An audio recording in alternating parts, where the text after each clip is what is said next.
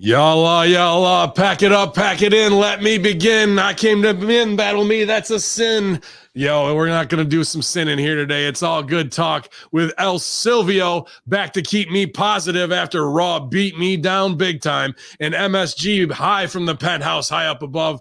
There's no way down, infidels. The elevator's out of order. It'll all come crashing down when we say pull it here on your AEW Dynamite review. Light the fuse, y'all. Yes. Good afternoon, Hamin Media Group listeners, Russo brand loyalists, and anybody else finding us out there as the new subs trickle in every day. Steady growth is what we have, and I'm super happy to see it because everybody's hitting on all cylinders here at Hamin Media Group. And he's back. He's looking, I don't know, a little more lean, a little more jacked, some striations in the shoulders.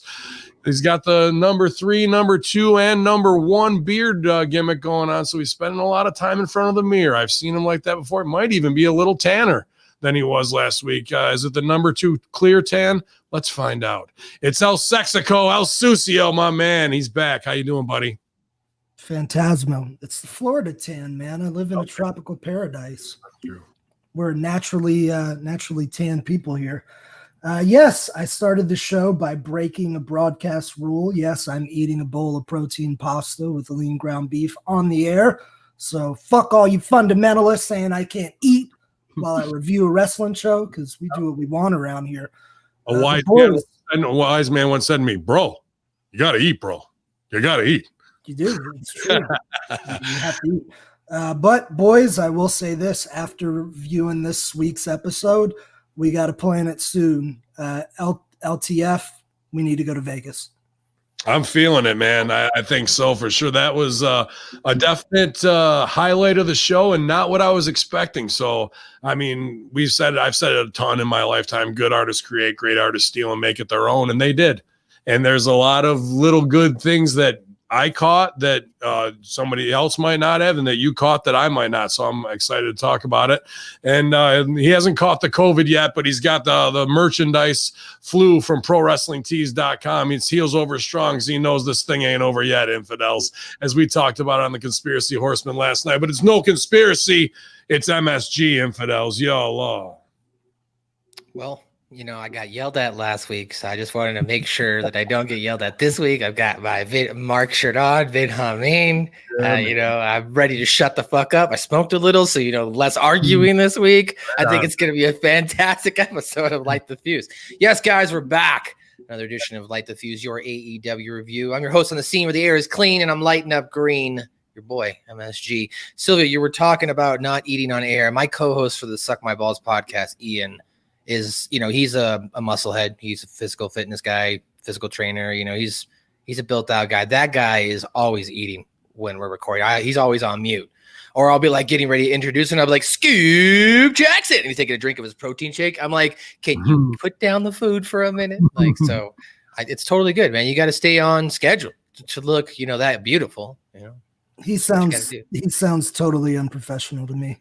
But Maddie, what do you think, man? You up for this Vegas trip or what? And, since MJF was able to cover it, you being the junior member of this group, are you able to kind of handle the tab for that? Yeah. Yes. I think it's the only answer, right? I think that's the only appropriate answer. Yes. You just say yes. You ain't got to tell them how you're going to get them there. You might have to get a box and get shit FedEx, but that's all part of the story. You can get them there for $27. That's not wrong. I can get you. Oh shit, man! Good times, great oldies. Well, I figure if I get you booked somewhere, you guys do seminars or coaching, that'll count as your pay, and then I'll be good, right? I mean, that's not a bad idea, dude. I'm here to tell you. He's learning. I mean, he is learning. Guy, can I get you booked? Every worker's like, what was that? What did he say? What did he say? Oh man, fuck! I keep having to pour. Oh well, I was gonna not stooge us off because this is so early on in the discussions, and especially with COVID and everything being shut down. If we ever, I hate to even put. It's Hamin. If we ever get back to normal, we're never going back to normal. There will be no normal. Whatever. Great reset. I killed 2CW, and you can hear the 2CW owner, Josh Janneret, JD Love, on the Impact Attack this week. Probably one of the biggest run-ins of the week, even bigger than Joel Murray to get Josh Janneret on there. So, how is it that I'm not on Facebook anymore? And now I bet I could get Josh to accept my friend request. So talk to him. You can't, because he changes his name every week and has completely kayfabe. I know where you're at. Sorry, I keep fucking losing my train. Oh, so I talked to Russo. He's doing well. He wanted to say thank you everybody this week tuning in. And as Stevie and I and Jeff and the rest of the Russo brand members try to toe the line while he's, under the weather from his eye surgery. So that was one of the first things. But, bro, we got to talking, bro. And I've been saying this for a long time, bro. We got enough people. We need to do one of our own conventions, bro. And I go, yeah, Vince, I know. And he was talking, where should we go? Philly, Miami, New York, bro? And I go, no, bro. We hop on the backs of the mortgage lender, and when he does his thing at the next AEW show, when we finally get back to getting into the arenas, and whether it's in Chicago or Vegas, probably one of those two, and for Sil's purposes, I'm going with Vegas at this point after this week. When they do that, Triple Down or whatever it's going to be, that's where you're going to see a breakout Russo brand experience. What's the other thing called? WrestleCade? No, the mortgage lender does. Starcade, Starcast. Starcast. So we'll piggyback on that. I'll buy a spot at Starcast if need be to have our own booth, but believe it, we're going to have our own theater, our own thing, and everybody will be there, man. And that's a big thing we're working towards. If we can get back in the arenas, if we can get out and do this kind of stuff, 2021, 2022, there's going to be the first Russo brand Hamin Media full experience. So you guys, we don't have any dates set, obviously, or anything like that. And it was just pebble in the pond. But when Sil put it over, I take that and I pick that right from there. And even if it's half ribbon, it's all truths. And it's going to be an awesome time when we all are there, full force, from the Infinite Fringe guys and the Conspiracy Horsemen, Light the Fuse, all of the locker room guys, everybody who's on Russo brand, who's a legendary star, from Stevie Ray to franchise to Just Incredible, Goldilocks, everybody in the house all at one time for this collective digital effort that we've made this community. That's going to be a pretty fulfilling time, man, and fun as hell. It'd be easy to do. Just nice hotel, nice conference room, Well, we'll have to get in on it early, because if the mirrors are going to flood Vegas, we got to fucking make sure we got our shit on as well. Speaking of mirrors, I mean, there's nobody else who hates the mirrors more than Josh, except for maybe this guy right here. Holy shit. It's a run-in from the FR podcast. Fucking rotten. Look at these young bucks here. This is where I shut the fuck up. This is the wrong show. Wherefore art thou, Susio? Hello, Coach. You're a beautiful man. Well, I'm above average. I got, maximum length, minimal thickage, nice fucking vein, extra foreskin, the pubes trimmed to the max to give it the illusion of length and pull out the grade. So don't get any better than fucking that, does it? Sure doesn't. How's that bicep doing, Coach? I know you had the best record at the gym for the last 3 years. Let me see. Can you see? I can't even fucking see it. Oh, I can see. Oh, yeah. Well, it's all strictly fucking shortcuts. It's like fucking Little Rascals when Spanky was a Spanky or Buckley or whatever he was doing that, and whatever. I think you got me beat over there, Coach. Yeah, you do. You got me. No, put to shame over there. I beat off, so that's a little excessive fludgy, at age 66, if it might have a little bend in it, but what the fuck? Still haven't used any blue pills or gas station dick pills, so what the fuck, right? My right forearm is still bigger, but I learned to talk dirty to myself in 3.5 different languages. So I can predict the future. So are you saying, so maybe if I live to be 66, so you're saying everything's still, all systems go down there, we're all running properly?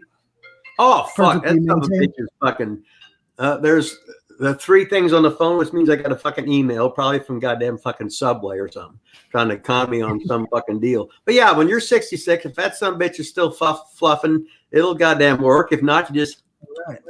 Take them motherfucking teeth out, use that magic fucking tongue, and don't get any fucking better than that. You know that. What the fuck? Well, I think the real reason you guys are here is to pay respect to Von Lilas. I mean, I know you guys wanted to talk about Von Lilas and you asked for some time, so I'm gonna let you go. Well, you know, Von Lilas Day was that 2 weeks ago? Yeah, something like and that. And then we tried to have it again. It was due to popular fucking demand. People was bitching about, well, where's fucking Von Lilas? So we're at fucking Lilas studio right now in fucking Indianapolis, Indiana, and he's upstairs doing some kind of computer shit, whatever. So he's doing business. You're doing business, yeah. And he brought me the goddamn Diet fucking Pepsi.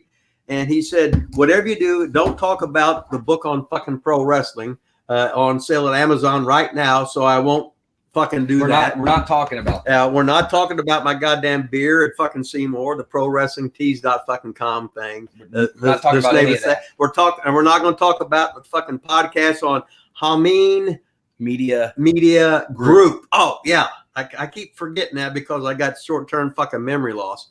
You know, I think I went to the bathroom a while ago. I started to. I can't fucking remember. Anyway, nice to fucking see you, Susie.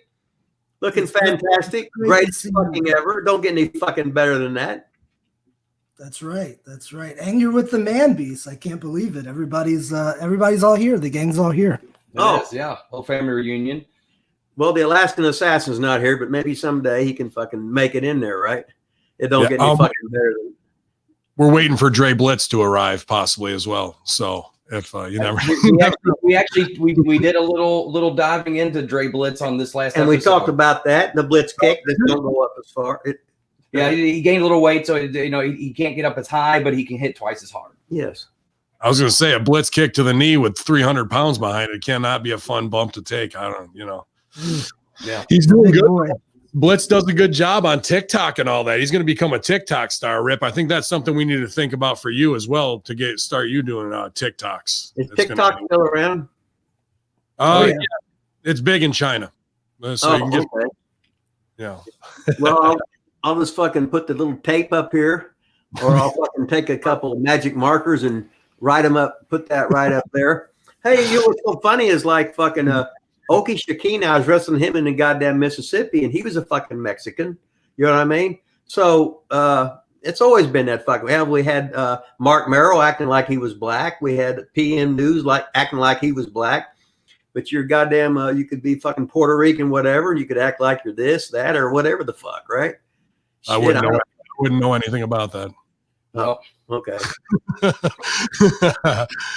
Strictly gimmick, man, as it goes. But the Hustler Rip Rogers FR podcast available officially at patreon.com/Hamin Media Group. I know you've been having a good time, Rip. It's been nothing but awesome feedback from the Patreon subscribers as those numbers have continued to grow and just inspire everybody every day. They need that Mickey from Rocky level coaching in their life. Everyone's so pussified, man. They need that swift kick in the ass. Popsy, you're a fat, lazy bastard. Man Beast told me, he goes, yeah, we even talked about you a little bit, Popsy, on the one I tuned into it.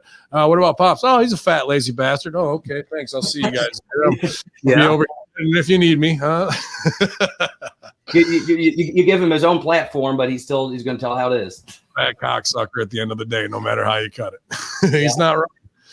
Rip, I got to give you a little shout out, Coach. So one of my best students recently got an opportunity at TV, a couple of them, and they had a chance to get in the ring and roll and impress some people and have a match. It was a woman, and she did so very well in her fundamentals that she really stood out above everyone else. Really shined and got a couple really good opportunities for matches that night and down the road. And that's something that I picked up from you, is that constant drilling and importance of having that fundamental skill set. So in addition to having a great look, just those fundamentals really helped her. So that's something I learned directly from you. So I got to shout you out on that. And I am taking it to the next generation of wrestlers here in Florida. We do a good hour and a half, roughly, each training session of just fundamentals before we do the cool flippy doodah shit that's in vogue in 2020. So thanks for that. Well, it don't get any better than that, does it? That's right. We were talking about some of that on a recent podcast, and it's like you can't build a skyscraper without a solid foundation, you know. And it's like you got the basics is where it starts for everybody.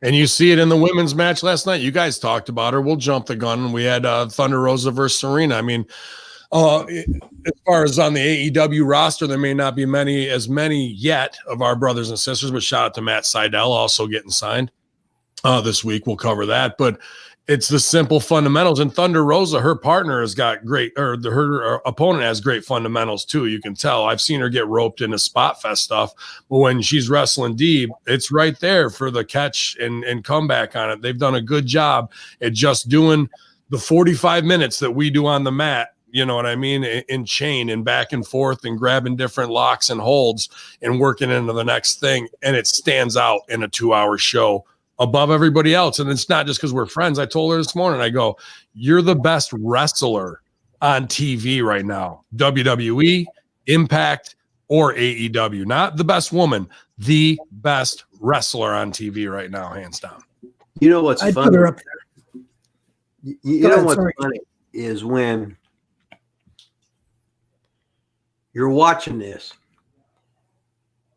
if everybody's doing a dive, it doesn't matter. They've seen the dive. All you got to do is do basics, do them right, and you stick out like a sore thumb. Now, wrestling it's all about your look. That impresses somebody. So if you got the look, they say, well, hell, I can teach him to wrestle faster than I can teach him to get a body. So you don't go to a tit bar to see a fat bitch or a skinny bitch. You want tits and fucking ass. And if I'm a mark, I want to see a jack fucking guy. I want to see a bitch with big old fucking titties, a nice fucking bubble. They're selling fucking sex, even though you don't even fucking know it, because you want to see goddamn fucking wrestling. So all she's got to do is be different. If everybody does a DDT, it doesn't mean anything. So when you go out there and threaten to do something with emotion, intensity, and body language, this is going to be a goddamn feigned fight. It's fucking great because everybody else is worried about getting your shit in. And that's like, I'm sitting here, I said, never in my life have I done, like I used to have every fucking match and I never had a repeat match. Everything was different. It depended on what else has been seen earlier. It depended on what kind of wrestler was I working on. I gotta highlight him and hide his fucking weaknesses. I can't go out there and do the fucking same old shit. Then you get into the goddamn shit you see today of guys doing the same old shit every motherfucking night. You couldn't do that. But then again, if that's what the boss wants and he's paying, the check don't goddamn fucking bounce. Do exactly as the boss says, and you'll get fucking longevity. So what the fuck? I want to send this around the horn on that. Is Serena Deeb the one to bring balance to the force?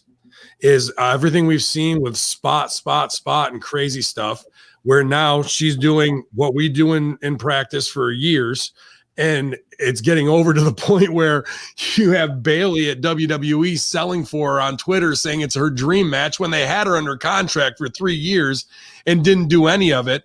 Is Serena setting the standard right now in real time, going to influence wrestling in the next year and bring the Rip Rogers OVW style to the forefront where it should have been for the last decade and a half? And because they're going to be marks for her doing it the right way and seeing it for the first time instead of copying whatever it was, the class of 2012 ROH that really tanked this entire art form and now sit on top and call themselves messiahs.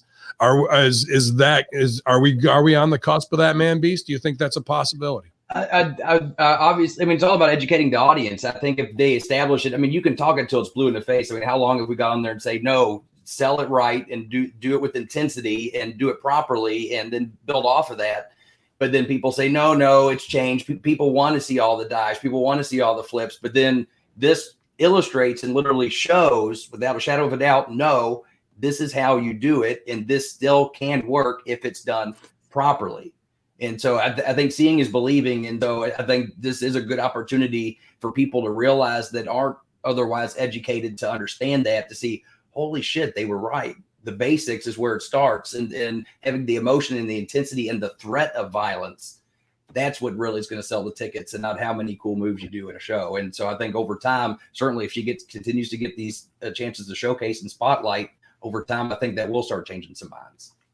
When you're a wrestler and you're seeing him do all this shit, like in the first match, you say, good, I ain't going to do none of that. And I see the second match, I said, double good, I ain't going to be doing none of that shit. By the time you get out there, they are so sick of motherfucking moves. They've seen fucking everything. So what are you going to give them? Nothing. Yeah. And you're going to get over. You're going to get over. And you know what's so funny is when all you guys were in OVW, I hardly ever really said anything, really, did I? Yeah, you just kind of let us make our own mistakes. Right. And you guys will figure it out. You got to get hurt somewhat. And then once you figure it out, you won't do that anymore. If I tell you you're going to do it anyway, don't do that. You'll get hurt. Okay, you get hurt. Hey, I got hurt. I said, well, okay. Now you know not to do that, don't you? Right. Okay, you've only got, no matter what, you've only got, Susan, you could attest, you only got so many, we got so many bumps on the bump card, don't we? And no matter how we are, and the smaller the guys are, they think they have to prove something, that they're smaller, that they got to work, they got to do all this fucking spectacular shit. And now you can preach, and nobody will believe you. You've only got so many bumps on your bump card. So when I'm not trying to be an asshole, I'm not scared of you surpassing somebody. No, I'm trying to fucking help you and learn this goddamn business so you can have a nice long career and not get fucking hurt. And like everybody, especially when we're 20s, we think we know, and we're all fucking stupid. We don't know. That's part of growing up. And it's usually not until you're hurt, right, that you actually sit there and shut the fuck up and watch everybody else, and then you learn more. I remember when that happened to me, and my shoulder was jacked up for about 8 weeks. That's when I actually started learning even more than being after I'd gotten my feet wet just a little bit. You know what I mean? Yeah. And back to your question on Serena, I think that was a great question. I think right now Serena is going to be the glue that really holds that women's division together.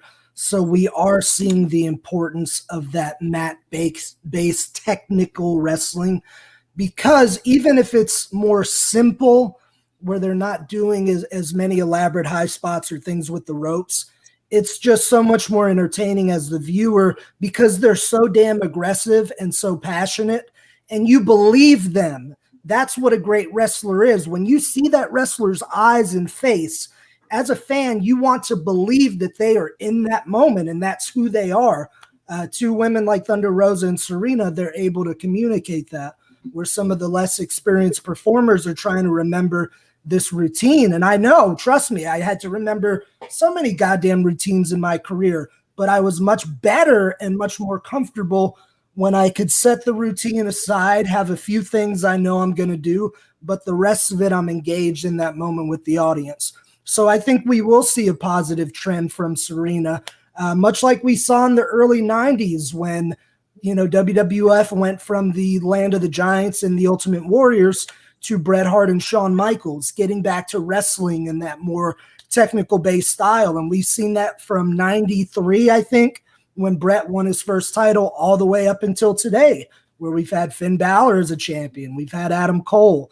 So, size really doesn't matter as much as technique and being real good at your craft. So you're absolutely right. I mean, I think she's going to have a very, very lasting effect on both the women's division and I think the company in general. And I'm happy for her. I think you nailed it with what I tell all 432 of my wives: size doesn't matter, and it's all about how you apply your craft. And I stick to that completely. That's my entire id, man. Dude, this is a great OVW reunion, and you guys are getting way too much of it for free. Man Beast, hold that book up. Oh yeah. Oh yeah. Get it right up close. That's the book on pro wrestling, lessons from the man himself, the hustler Rip Rogers, available on Amazon now. You guys, you're sitting at home under quarantine. This book is a collection of notes from Rip's students, man. Every day you can get up and just read one passage if you want, and it's going to inspire you to get off your lazy ass and be the best you can be, as we only get a few trips around this sun. So make it your own, you guys. It's the hustler Rip Rogers, life lessons, more than just a wrestling book. You can catch the FR podcast on patreon.com/Hamin Media Group. Only $5 face slap tier to get the best, I consider the best wrestling podcast that we're putting out right now. And thanks to Dr. Ted for making these trips out here to the Von Lilas compound in order to sit down with Rip to get this exclusive content for you guys. Rip, anything you want to say directly to Triple H before we sign off? Shit, I got my shirt he sent me on because he knew I was broke. Mm-hmm. He knew I needed the money. And what a nice guy he is. A+. What a nice guy sending me this shirt. And knowing me having this shirt on right here, more people might buy this Hamin media group. And shit, I may get out of debt someday. And all because of H. Don't get any better than that. That's right. You really can't say anything bad about him. Nope, I could, but we won't, you know. That was very sweet of him. Just let me say that. Hey, and Coach, if some people would be interested in trying to get some ring time in with you, is that an option right now? I know COVID's kind of making things weird. Am I able to send people out to you for some ring training? Where at? Where you live. Oh, where I live. Well, I guess I could throw a couple mats on the floor somewhere or whatever. So, go to McAfee's barn. Huh? Go to McAfee's barn. Go to who? Pat's barn. Oh yeah. Oh, he's got all the, he's got 10 employees now. He's got all these businesses. So we'll see if we can get a key. Hey, he's strictly living the goddamn dream. Put it that way. That's right. He calls me fucking shots, and he'll tell them all. I don't need this shit, and we don't need somebody. Nobody. They ain't gonna own you. They ain't gonna own you. That's when they want you more. That's when they want you more. Shit, he's on goddamn ESPN. He's on college goddamn game day or whatever. Fuck, you see him on something else. Got the podcast shit. He's got this. He's got fucking that. And then he's the best goddamn worker down there too. So what the fuck, right? Well, Don't get any better than that. I saw one thing that just came up this morning too. If you want to call Game and reach out, they're looking for a new lead writer on Raw and SmackDown. So if you want to go and write Raw and SmackDown, Rip, I think that's a good spot for you as well. I think I'll pass on that. Hey, I have one more question for Ted the Man Beast before you guys go on to your day at the Lilas compound. What do we need to do to get Mr. Rip Rogers on TMZ? I guess just continue to put it out there, tweet, retweet, let them know, tag them. What's TMZ? Well, that was my next question. TMZ, Rip, is like a National Enquirer, but on TV. I think the answer to that question is a fine young female companion and a fine young male companion, and let's just let them start talking. I would say me, but I'm feeling that Rip probably wants a younger, more attractive man. No, you 10 years ago, you're way past your prime now. Yeah. What do you think of Matt over here, Rip? He's younger and more attractive. Well, he's semi-attractive. He ain't that fucking hot. He don't give me enough fucking swag. He's fucking like sitting back and he's fucking like shy and shit. I'm gonna dominate somebody. I want that son of a bitch tell me what to do. Harder to your fucking left. What the fuck is that? You call that a fucking dick? What the fuck? Can't you use your goddamn tongue, you old motherfucker? Is that you're gonna make me come 6 times, you motherfucker? I don't care if your tongue gets numb or fucking not. Put a fucking shot in there. Take them motherfucking teeth out. Both of them motherfuckers. Lick that fucking pussy. Stick it up my make me come. I got to come. At this point, I have Rip all riled up. We're going to record some You can get the next. It's the Hustler Rip Rogers. It's Ted the Man Beast. It's the fucking Rotten Podcast. Only available at patreon.com/Hamin Media Group. Yo Allah, Ripper. Hey, I'm gonna get that Alaskan assassin hair going back. Boom. You got it. It's all you. And then you just got to go home and make out with your sister and practice, and you'll be all right. Oh, the dog, baby. The pleasure is mine, sir. Ted, I love you. See you down the road. Love you guys. Yo, Allah. Later, boys. Yo Allah. Don't get any better than this. Best ever. I knew I could get him. I didn't stooge it off. You should have seen your face smile like a kid on Christmas Day, Susie, as soon as you realized what was going down. Maybe him and Shivani can cut back and forth, lick my pussy, lick that ass promos to each other. That'd be fucking good cameo. We could pay for that, huh? All I know is that Rick Vickery was called a fat bastard. I was called not ugly, so I win, Rick. There you go. Good stuff. You said you were all right looking. Something. Yeah, I said you're not unattractive, so that's a win in my book. You know, Vince Russo got to talk to him the other night. He's like, you kind of look like David Arquette a little bit. I was like, that's not unattractive, so I'm winning here. You know. Oh, there's a Stranger's Alley's got a good one. What if we got Rip the lyrics to Wet Ass Pussy and he read those? I think that could get on World Star. Absolutely. Rip Rogers reads Wet Ass Pussy. I'm actually gonna get Man Beast on there now. Matt, you got a lot of editing to do today, buddy. No way, dude. I'm leaving all this in here. We're never getting jobs, bro.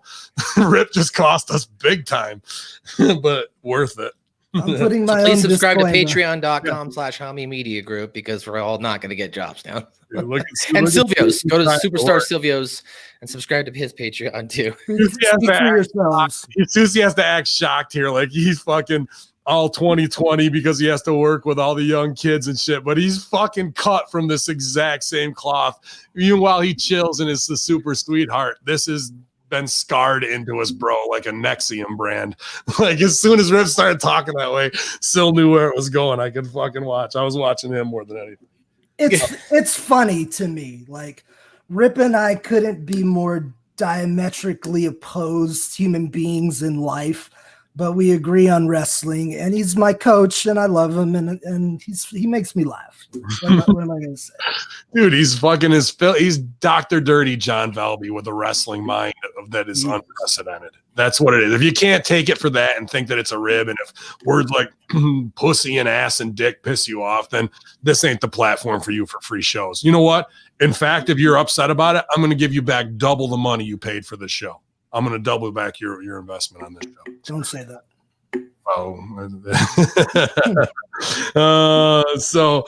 Yeah, man, get Rip to read the lyrics to WAP and tape it an extra. So before we move in, of course, guys, to the AEW Dynamite news of this show, you can, of course, check out our sponsor, ZordosOliveOil.com. Pick up yourself a bottle of the finest artisan Greek olive oil. Your family members will say it's the best thing they've eaten or had all year. So get yourself a bottle of Zordos olive oil. Of course, go to thebrosters.com. Pick up yourself a 5 pounds of Russo Bro coffee. Use the code Russo, the number 5 LB. It's Russo 5 LB. You'll save $10, and you'll save some money, bro.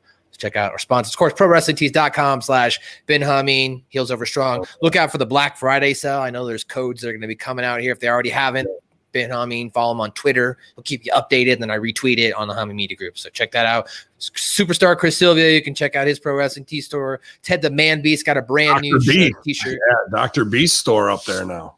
Right. It's called I'm Back. So check that out. Of course, Greek God Papadon, Big Sal under SEG shirts. 2 episodes of the New Force Order podcast are up right now. One of them is actually a pretty big one. It's their biggest guest ever. It's the guy who does the voiceovers for Obi-Wan Kenobi and Mott.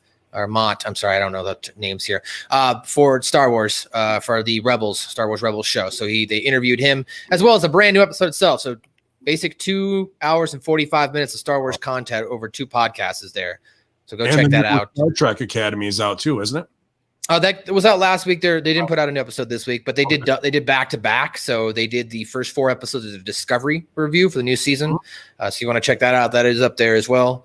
Of course, brand new episode of Suck My Balls, number 50, our 50th episode. Crazy. I was thinking about it yesterday. I was like, wow. Congrats, bro. Excellent. Thanks, man. Good milestone. Good job. Yeah. about when it was like episode 7 and the dude's like, this fucking sucks. I go, you're going to fucking do every episode just to fuck that guy over, bro. Like someone getting free awesome content and is going to bitch about it, dude. Turn it off. And now Matt's going to do every episode. And then he might go back and redo them again just as the fuck you. Right. So yeah, check that out. Episode 49 and 50. We did 2 episodes this week. One is a podcast exclusive. It's just all Christmas music. It's called Mr. Hankey's Christmas Classics. If you don't want to listen to it now, I encourage you to listen to it in a couple weeks. Christmas. I don't care if the numbers when they go up. Definitely listen to episode 50. Are you there, God? It's me, Jesus. It's a pretty funny episode. Stan tries to get his period, but he's a man with titties. So go check that out. Relate. Dude, I gotta say the Mr. Hankey episodes and shit are probably my least favorite thing about South Park. I just don't find like the shit thing funny to me. Like I never have for some reason. Like and the grossness of leaving the smudge, like it's not like a fucking funny thing to me. I don't know why. Like I find other stupid shit hilarious. Asian stereotype jokes, bring them on, Rip Rogers. I'll laugh all day where Silvio buries his head. Fucking, like it's just something about that one thing. It was a little bit off too lowbrow for me, but some people must love it because it was a long and reoccurring character. I just never saw the true value in it. I think in the Christmas episode we just reviewed, we kind of agreed with that sentiment because it's not really a review. We were like, hey guys, you can't really review Christmas songs. So we're just going to kind of talk about our favorite songs. But the opening song is one of the lines goes, play a game with me and you, stick me in your mouth and say, yum, yum, yummy, howdy do. And I was like, oh, that's kind of nasty. I didn't even remember that line. So there's some disgusting there with the Hanky. But I would say in the last 3 years, they brought Mr. Hanky back and they SJW'd Mr. Hanky. So he got, high on the family and stuff. I think. Well, in the recent ones, he's gotten high on Percocet, and then he would go online and he would be like Roseanne. So they parodied him as Roseanne, and then he got canceled. Mr. Hankey's actually been canceled out of South Park. So. All right. I mean, they established him, so I'm glad they used him. But I think the origin of that character, and this is just me hypothetical speaking, they were getting so red hot at that time, they had to up themselves with like a shock value, lowbrow thing. And I feel like that's kind of where it came from when the show was hot that way compared to their other commentary on things. That character, now it sounds like it lends itself to a little bit more highbrow shit. But at the time, it was just like, all right. It was a piece of shit. It was a talking piece of shit. Yeah, and that's what it was. I mean, so was George Bush Jr., but whatever. Yeah. I like the smudge mark, like when he kisses people on the cheek. Yeah, of course. That's the growth. I think it's funny. Like, Hanky and Terrence and Phillip are some of my favorite parts of South Park. Are they? So, okay. Yeah, they're these short-lived. That, Maddie, I know you've seen it. That, I think it was season 1, the Asses of Fire episode. That was a rib on everybody because they thought they were going to find season out. 2, episode 1 came out April 1st, 1999. Yeah, it was so good. Like the smudge. Not without my anus, excuse me. Not without my anus, yeah. Let's break down some real toilet and shit humor here. The smudge thing and the grossness of the ooh feeling, it doesn't really, pluck the string of laughter for me. But then if you've got Jim Carrey and Dumb and Dumber doing the diarrhea shit thing, I'm fucking dying. Or even the Big Show, remember that one thing where he went and blew up the bathroom and fucking everyone was dying in there, fucking running out. That stuff, when it's not seen and implied, is way funnier to me than like actual defecation. I don't know why it isn't, because to some people it definitely is, but it's just the setup of it and the reaction that's more funny to it. So but you want a little more class with your I want my diarrhea with a taste of champagne to it. Fair enough. I mean, Ben figuratively and literally likes to make chicken salad out of chicken shit. So, yeah. But no, Matt, congrats on 50 episodes. Good job, buddy. I appreciate it. Thanks.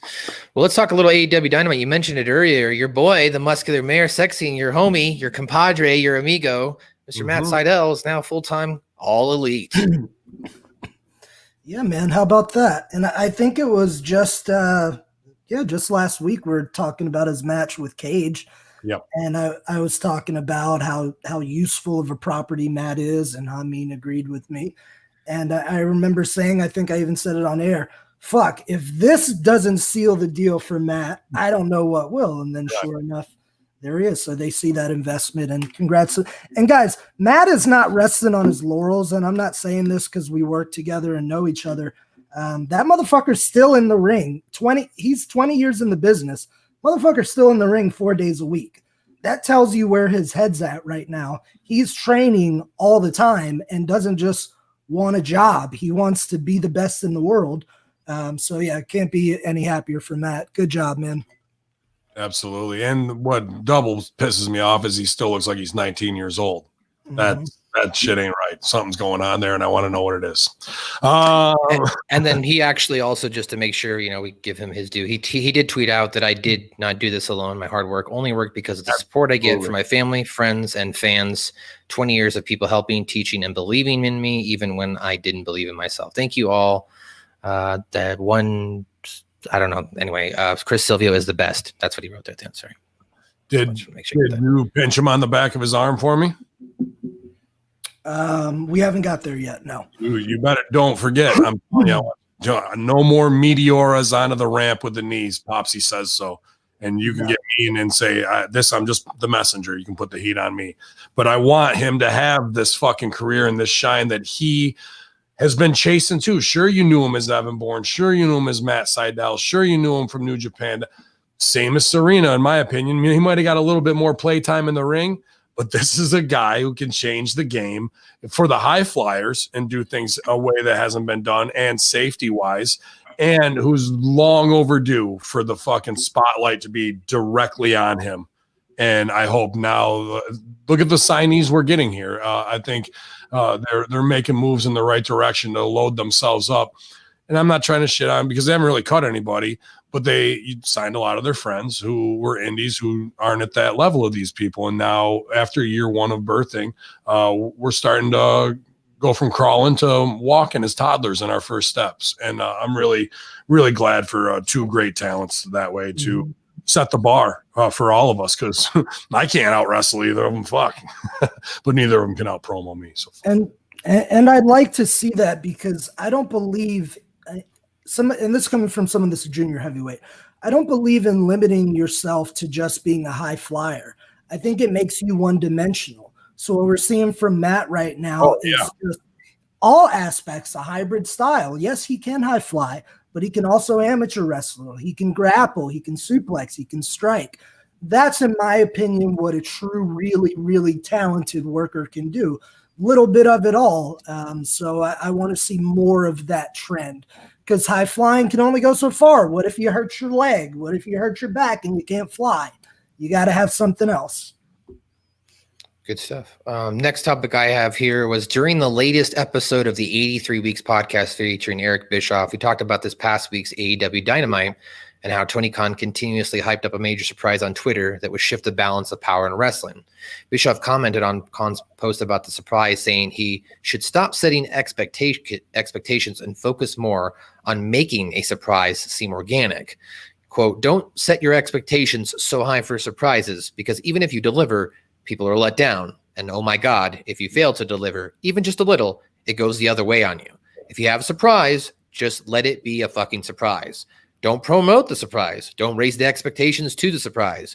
Just let it be a fucking surprise, will you?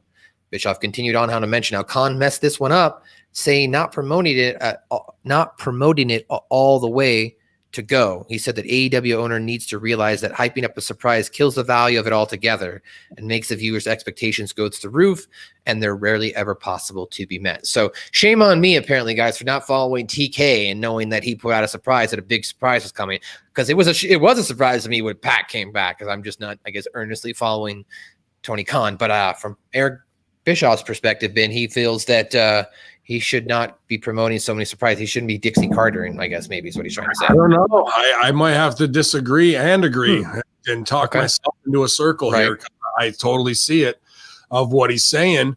But I loved, as an ECW fan, the fucking surprises of who's going to fucking be here, lights up, lights down, and that kind of stuff. I think Pac coming back was a good surprise and fucking has played out well. And from the promo where he was under COVID lock and there was the cool, him all over the place talking to himself. I wish they would play that crazy character out even a little bit more on camera now that he's back in ring. I thought that's an interesting twist that everyone can relate to right now in isolation, but I go to OVW and I'm booking there, and it's I believe this young man right here in so it was Theta Lambda Psi and Lumpy versus Grave Drink, and we brought in Aaron the Idol Stevens to be Damian Sandow to be Big Brother Aaron. We also had a side story going on with this great tag team you might have heard of called Totally Awesome and Richard Cranium, a.k.a. Dickhead, one of the greatest Rip Rogers characters of all time, and I can't wait to hear an entire show on Rip talking Richard Cranium. And because it was one of his favorite things to book for was Richard Cranium, and he's a fucking great, absolutely great talent and great dude. SpongeBob was his nickname as well, because he would wear SpongeBob stuff to the ring. But he was in a feud getting bullied by heel Totally Awesome, and he did this thing in 6 weeks, 8 weeks. You're gonna see it's coming. My large package is coming, or whatever. So instead of the small package, Richard Cranium would be guys with a large package. So we just thought it was the build up to this match where somebody's getting large packaged. Instead, on the payoff show where we had Damian Sandow, a large package arrives. It's here. My large package is here. And fucking Silvio and the Kamikaze Kid get to open the large package. And Sil, what was inside that large package? Gift wrapped. We're throwing the layers and the tissue paper of this box. And then we pull out a mannequin head with the words "Help Me" written on the forehead. And all hell broke loose. And this is the student show. This isn't the main OVW show. This is DCW. And we're booking and doing long-term business. And Al's going to come in and do something great for us. And me and Power and Man Beast are fucking high-fiving in the fucking back. Barry Horowitz like a motherfucker. Dude, we gave him Idol and we had one of the biggest crowds ever. Is the house full? No, about 270 out of 350. Fucking, and then Al comes out. What does everybody want? And the fucking place goes off, bro. And we're fucking think we're the king's shit. And we get to the back and the show's over and we go in and Danny goes, why the fuck would you not say that Al's going to be here? We had 80 seats out there. We could have filled the fucking house, you assholes. And we got, dude, I went from about 6'3" to about 5'1" in under 30 seconds, bro. And that's wrestling. They know you're riding high. You think you're over, you're feeling yourself. Let me kick you in the nuts real quick for the 5 things you fucking forgot. You smart motherfucker, you. And bro, so I see it from both ways when it comes. Right. I've been stung because I made the fucking mistake. And that one was a costly one, especially when we were riding so high and thinking we're masters of the universe and you get fucking chopped right in the throat by a guy who's got infinite amounts more knowledge than I ever probably will in this business. So, Sil, you remember that? I mean, no heat on you, Sil. It wasn't you guys, but I'm sure you fucking saw Sil get chopped down on that, man, for sure. Yeah, those are the lessons you learn, man. And oftentimes in wrestling, we learn these lessons through pain, whether physical, emotional, or mental. But it was a fun night. I wish I had been a few years more experienced for that match, so I would have known how to do my role a little bit better. But it was a lot of fun, and we made some mistakes. But fuck, we were 20-somethings at a wrestling school. That's where you should make mistakes. But I'll tell you what, you can put that on right now. The people are watching. I just did a DCW watch along and some old OVW, Ryback and Bravado and all that. I will put that up against anything. I'm watching everything in wrestling. I'll put that up against anything on Monday Night Raw or SmackDown. The B segments on these shows are better produced, better acted in, and are simpler for the audience to digest than anything we're seeing on WWE TV right now. Hey, you remember the time you asked me to do the time warp thing? Yes. It was awesome. Dude, it was my reactions and acting to all this. I'm not just going to dress you up in fucking lingerie if it's not Halloween. Of course I'm going to do it. And then your partner turns into a peacock androgynous gimmick. So yes, it was a rib, but you can put heat on me. But I just saw the inner sexy you already, and people want to see that footage. They want to see Susio do the time warp again. Put your hands on your hips. I just remember like just giving you the look when this happened, and not a look of I'm gonna kick your ass kind of look, but you're really fucking gonna make me do this shit. Well, we had to. Why? And it wasn't because of you guys. Why do we have to do it? Because Johnny Punch looked just like the fucking guy, the golden guy from there, and we needed somebody who's sexy and can fit the lingerie. You were already dressing like a woman on the other show, so I didn't think you'd have any problem with it. It was funny and it worked. That's just been a hilarious theme throughout my career, especially the early one. I always hated when I'd have to do like a song and dance kind of thing. And oddly enough, at OVW, I was in many situations where I had to do song and dance kind of That's what thing. they do there, bro. It's the South. That's what we do. But time out. I'm going to fucking heat on you back because you heard what did Rip say as soon as he came on? I don't know. There was a lot of expletives. First words. Something about how good I look, how good of a wrestler I was, I think. Susio, wherefore art thou, Susio? Yeah. So now you want to get in some fucking bang with the old Popsy? Here we go. And this is putting them over. I wanted to do that. No, fuck you. You said you didn't want a song and dance, and you set the standard. You cannot do fucking Shakespeare and then say you won't do anything underneath. Bring that to wrestling still. So in OVW, it's there's an upper deck system where we have our locker room up there as well. So Kamikaze Kid and Susio during promo class, which is usually the most not boring thing, but like kind of how we would go through it, hitting the time cues in 60 seconds, go and do Romeo and Juliet balcony scene in a wrestling way, playing it fucking completely real and to the bit. Susio El Susio, wherefore art thou, Susio? And he pops up behind the fucking big Marshall stack of speakers as Juliet and fucking delivers a supremely excellent performance back to it, sticking to the bit, showing that you can fucking look at wrestling through any lens. And as long as you play it true, you can fucking get it over. The boys were going nuts for it. Rip was going nuts for it.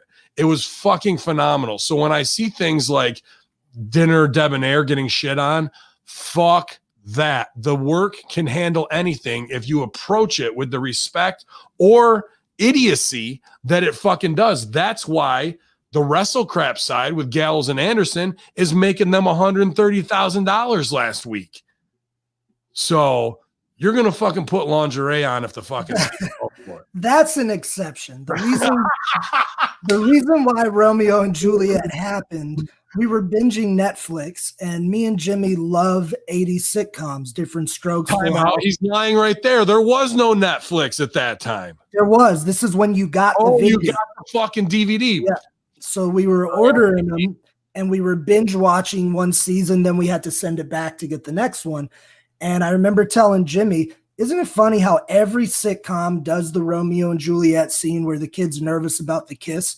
I was like, we should do that in a promo in wrestling. Wouldn't that be funny? Then we did, and the rest was history.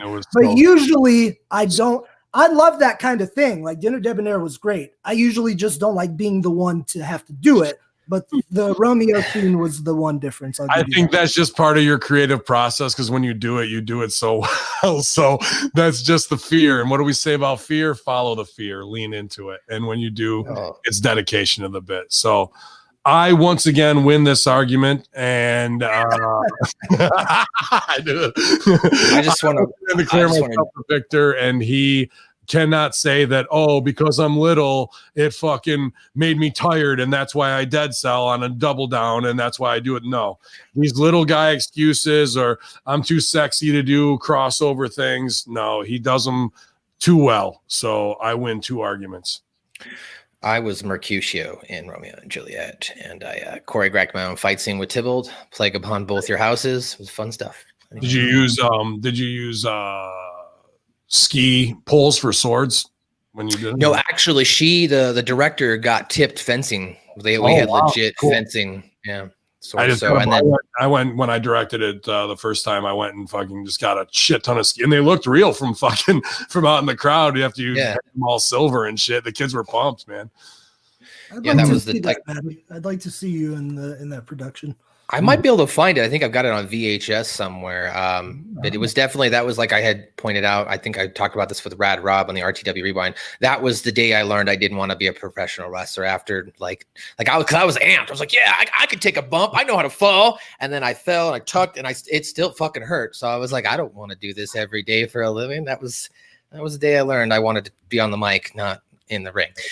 That being said, I got one more story about being in the ring here. This one's a pretty big hot topic story, and I wanted to get Silvio's thoughts on it as well. This is about the union stuff. So for those of who are unaware, in the last week, Zelina Vega was released by WWE. In doing so, SAG now has apparently had a powerful conversation with Thea Trinidad, aka Zelina Vega. They went on to say they support her and others as they work to protect and empower themselves.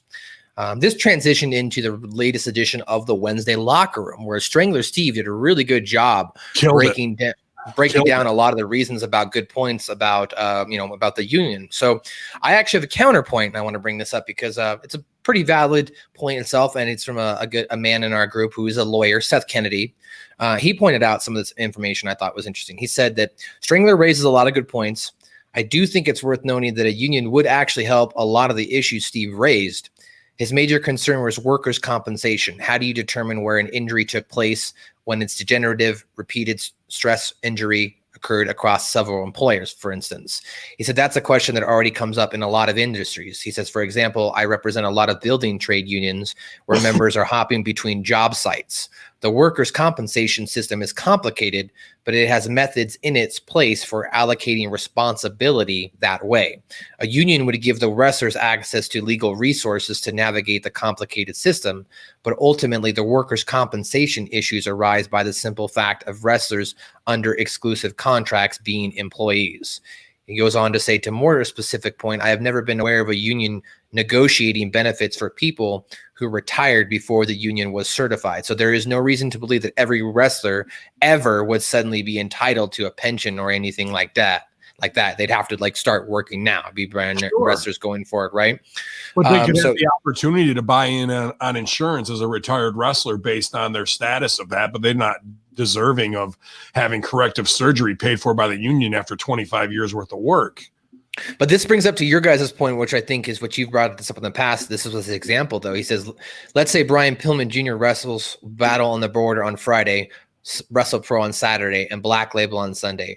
Rather than getting a vacation of health insurance benefits from each of them, they would each have to pay some sort of negotiated amount into SAG-AFTRA, Wrestlers Local 1 Welfare Fund, let's say. If Pillman needs benefits under that plan, he'd get it from the fund rather than any one employer.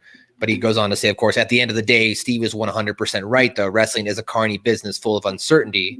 The beauty of a written comprehensive contract is eliminating that uncertainty, both for promoters and the boys.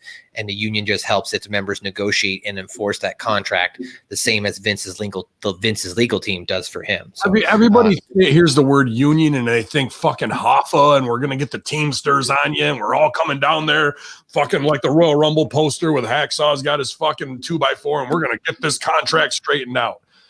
SAG-AFTRA, anybody on Impact, anybody on AEW, MLW, New Japan, or WWE should be in SAG-AFTRA like any other stuntman out of the gate, bar none. When you get on NXT, you're SAG-AFTRA. You're on TV. That should just be it. And you have that. Now, for guys like Silvio who have to go and fucking do therapy, and while he's training the next crop of talent, and while he's trying to be the best him he can, and given 20 years of his life to this business, should Chris Silvio not have the opportunity through a union, even if he's not on TV, to be able to get health care to lower his bills or whatever he needs? I agree. Yes. I mean, no, Silvio's technically still in the business. It'd be like your HR trainer, right? Your HR trainer is still going to be part of the union potentially, or the trainer at work. So I would still say Silvio would be valid to be part of that. I'd say there's different options for the independent performers and guys who aren't on TV on a weekly thing, which is Screen Actors Guild, Screen Actors Guild, not house show Actors Guild or independent artist act. Like, but if they got a deal, then I think you should 110% be SAG. And once you're in, you're in. You only have to get one commercial and you're SAG for the rest of your life if you fucking pay your dues. But that being said, for the underground guys who are working to get to that point and their bodies are on the line, they should at least have the opportunity, if they wanted to pay $150 a month, say we're back on the road and I'm making my $150 to $200 on a show, so I might clear $750 to $800 a month.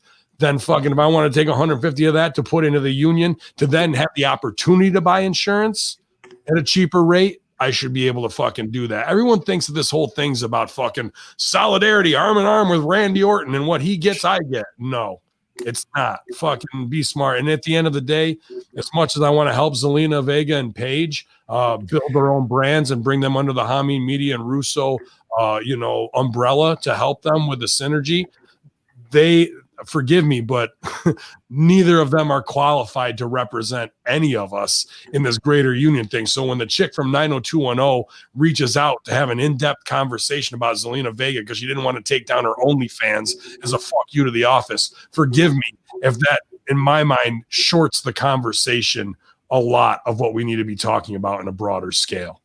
And Andrew Yang would give it up for the number 26 spot in the Royal Rumble like that. Silvio, do you think, I mean, as far as from your perspective, I mean, me looking on the outside, it seems like the two most important factors that could come from this would just be health benefits and like 401k savings, giving you guys wrestlers the options to build a nest egg so there's a life after wrestling. So on the first thing, due to just the hours of time that I've had behind a camera as an on-screen performer, I think I should qualify. I need dude. But I should qualify for whatever it is. And all you gotta do is roll your Impact or NXT footage. That's enough for me right there, bro. I intend to be. Don't forget Ring of Honor. Sorry. Yeah. Anyway, I intend to be an on-air character of some kind going forward. So I'll still be active. Could you say OVW as well? We're in a million homes. Absolutely. So the second part of that is, yes, insurance is a big thing, which I think all wrestlers should pay into and be able to have. And also I think the next big thing is having minimal requirements. Like, so you can't have the promoters anymore that pay $15 or $20 to a kid to wrestle. I think there should be a set amount, whatever it is, this board decides on it, but hey, at minimum, somebody has to get paid at least $100 if you want them to wrestle on your show. That'll get rid of a lot of garbage promotions because only people that are serious about business are going to pay into SAG or going to pay that kind of money to fit the requirements. So that would be the two things I would like to see the most. And then if we could get retirement and stuff on top of that, great. But it's a long process, bro. It's not going to come together, and it's not something we could cover on 2 complete podcasts. This shit's going to take a while. No, I just thought that was great information. Good conversation. You're just reading the story. We're hating on you, Matt. You fucking idiot. There's no. Please yell at me some more. All right, guys. Well, that's some of the hot topics I have. Let's get into our AEW review here. So let's talk about some numbers of AEW Dynamite here as I pull up my notepad here. So last week, tonight's AEW Dynamite featured the return of Pac. Of course, we got the Young Bucks taking on the Top Flight and the Inner Circle in their Las Vegas shenanigans. The broadcast, of course, made some major news when John Moxley, in his promo, which we'll get to, offhandedly announced that Renee Young was pregnant, or she is pregnant. I saw a meme, and I think it was either the brand or the Hamin Media discussion group, where it was like Renee Young announces Oral Sessions podcast, and then right under it, we're pregnant. So I just thought that was a funny meme that it came right within 24 hours. I don't know. I thought that was. She's only doing oral sessions now. She can. So tonight's AEW Dynamite, of course, emanated from the Daily's Place still. Last week, AEW Dynamite drew 764,000 viewers for its Full Gear Fallout, compared to the 632,000 viewers for WWE's NXT. Just to run down some of the previous week's numbers. Last week, November the 11th, 764,000. November 4th, 717,000. And then October the 28th, they had 781,000. So a little bit of a fall off here. Of course, election nights, country in an uproar, and NXT had a pretty good Halloween Havoc a couple weeks ago. So AEW Dynamite YouTube last Wednesday was up. They had a total of 1,594,000 views. Their most viewed video was Sean Spears getting his revenge against Scorpio Sky, which had 378,000 views. Interestingly enough, the least viewed video was the end. The Pack is back, him coming out at the end. That only got 63,000 views. The overall average for all of their videos was 132,000. So tonight's AEW Dynamite, as we mentioned, starts off with a video package between the Young Bucks and Top Flight. They kind of put over this brand new tag team that's been on the scene for a couple years. And then the match kicks off. We've got the Young Bucks taking on Top Flight here.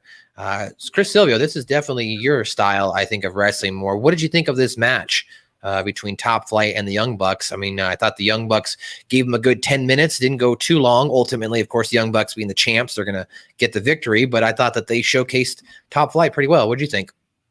So now this week, I'm going to be the one doing the yelling at you, so get ready. Oh, boy. Here we go. No, this is not my style of match. Nothing against the performers. You guys know how much I like the Jacksons. I think the Young Bucks are fucking dope. And I think those kids Top Flight are athletic as fuck. They can jump. They got confidence. I think they're going to be something pretty damn good in the day. Why it's not my style, Matt, is because I like to do a more technical and dramatic approach to wrestling, trying to get some emotion and drama, tug at people's heartstrings, where I think they were more going for just action. Bang, bang, boom, show them some cool shit. Let's get everyone fired up.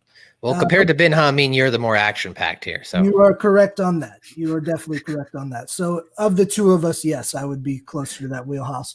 But I thought the young guys did a good job. They got some growing to do, as does anybody.